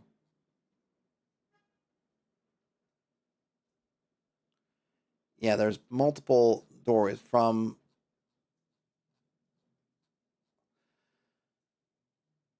It's an interesting thing, right? So room 14's got the legionaries, and they're not even directly near there, so you have to go through. There's that barnacle. I just like, what are the legionaries? They're not doing anything. Like, what are they guarding exactly? There's nothing because you don't. It's interesting, right? Because they don't. Well, let's see. They do show up in the wandering list, so you can potentially have them blocking access to something, but it's kind of random. Then I guess this is their headquarters here. So I guess ideally, I'm thinking you're supposed to have kind of encountered them in different elements here to get the sense they are actually doing something. Because right here, they're just sitting here. In terms of kind of a protection thing, I don't know why you'd put them here. If this is like, hey, this is going to be your headquarters, why are they here and not directly blocking access down? I don't know. And when they say maintaining the seal, what does that do? Because there doesn't seem to be an actual seal. If that makes sense. So I'm a little bit, either I missed something or is there a little bit of kind of, I don't want to say losing the plot a little bit, but kind of like, well, there's not really a seal. Is there? I didn't see. I mean, I guess this is the seal. These traps. Is that what they're doing? Because if you're maintaining the traps, because that's kind of the thing, right? So, right, to get all the way down here, and if you manage to get across the ramp, or go up here, whatever, you can kind of do that too. But you got to go through all these traps before you get to the door, which I guess we could call that the seal. Like you got to come down this whole corridor of traps. It doesn't seem like the legionaries are maintaining it. Like, what would maintaining that look like? I guess let's read a trap just to see if there's something that would make sense. Like, what does it need to be maintained? Stupid motorcycle dude. All right, so this section of the tunnel is studded with 12 rows of knife blades facing inward from all directions. A 4-foot gap between each knife. The space between them is thick with grease. Any attempt at crossing must save or fall, taking 2d6 damage. So I suppose one could be saying they're greasing the trap. Be reset. I don't know. It's just interesting because you have the seal, and we know that the one seal's a lie, and then presumably the other seal is not a lie, but then the seal's kind of forgotten. Instead, we've got a room full of traps, and I don't mind it all, but it's just one of the things that as I'm reading through it, going, well, what happened to the seal? Like, is that a thing? Is that another where the legionaries lied to? Which would also be interesting. It would have been fun to have one of those authorial notes saying, and that's a lie too. Like, they're not maintaining the seal. In fact, they're doing nothing. They're bored. Obviously, nobody's really getting down there, I guess. And the also thing is that it would seem like the sea things seem to be, and it's not clear, but maybe it is that the arch druid is manipulating the sea things to kind of get free too, or build something. I'm not sure if that's just kind of a coincidence. They just happen to be there. It might have been fun to see like what is the connection between the sea things and the archdruid. You can obviously make it up. We're not given one. But this is a really fun read. I want to thank, and I will post. This is a really long stream. I will post. I'll post a review of this, or at least a read review. I want to thank Spearwitch so much for saying this to me. A really fun read. I could see how the layout to make it interesting to read is nice, and the maps are simple enough that like I said, like if there were lots of A, B, C, D, F's markings over the map, it might feel weird when you all of a sudden go from numbers and then to lettering. But the maps are so simple that we know that we're in this kind of room, even though this room's not named. I mean, they probably could have just named this room and then put those in there for each trap, but whatever. It works fine. And I think as a reading dungeon, it's a lot of fun because you do get to kind of experience some tension. It's not telling you the story all up front. It's giving it to you in a way that encourages you to keep going deeper and deeper to seeing what's happening, right? There's a lot of fun. The undead are fun. They're kind of given wrinkles that are good. The progression of things getting kind of weirder and odder as you go deeper into the dungeon is also a lot of fun. I think oftentimes it can be a struggle when you're dealing with something like undead to make them seem interesting and different. Like, oh, well, we're just how many times are we gonna run the skeletons? But I think they give you enough varieties of things that even though technically they're undead, they act differently. They have different allegiances. They're different things. They added kind of characters going on. There is some interesting things that they haven't really put together. And it could be that I missed it. And in that way, it has a little bit of a funhouse quality. We have the two sons that are fighting. Are they related to the Archdruid? No. Why were they brought to the Isle? I don't know. You're going to have to make those connections or just leave it be. But it's kind of like there are layers of things. And because of time, you have these different layers. You have the monks on top who don't know anything about what's going on below. You have the sons that are stuck on that, I guess, that second level that don't know anything. Then you have the legionaries who are on the third level who I guess kind of know what's going on. You've got the sea thing and that thing's going on doing its thing. And then below that, you have the archdruid. It seems like, I mean, maybe the legionaries don't know really what they're guarding either. And so this idea of the seal is just this lie that's been told and just morphed over time. It seems like the archdruid doesn't really need anything because the only way you can free it is by thwacking it, is by attacking it. It's kind of the way to free it, which is kind of interesting too. So you have this kind of mix of stuff. And I think maybe there's an interesting choice that's made because there's sort of like, what do you gain? You have these different elements coming in. It does make it a little bit less of a single thematic whole because not everything is pushing towards the same thing.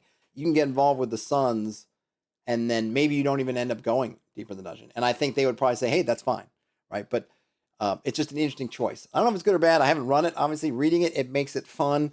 Reading it, having those different elements means that you're always kind of left like, oh my gosh, well, is this the thing? And then no, it's this other thing. There's another layer and another layer and another notch. But I can also see someone saying like, hey, maybe there's a little bit of, you lose a little bit of focus on what you're doing here. You're going to have to kind of, and your party presumably are going to sort of have to work on the hooks a bit. How far do they go? Where do they stop? There's no real impetus besides the fact like, oh yeah, there's another level. Like, hey, don't go down. Like, is this a seal? Is this not the seal? And what am I supposed to be doing here? We don't know. It can get I think maybe that part, depending on how they interact with it, can get lost a little bit. But I think it would be a ton of fun to run. Like I said, I appreciate so much. Thanks so much to Spearwitch for letting me see this. Thanks to Luke Gearing for writing it. I will put together some thoughts and post it as a review. Thanks so much. I'm going to work on how to do this stream stuff in the best way possible. It's going to take some getting used to doing this. We'll see. I need to figure something. This is why we're doing a whole test to figure these things out. So hopefully you'll bear with me. Thanks for however much you end up watching or listening to this. When you finally get to it, in any case, game on, and I will talk to you later. Bye.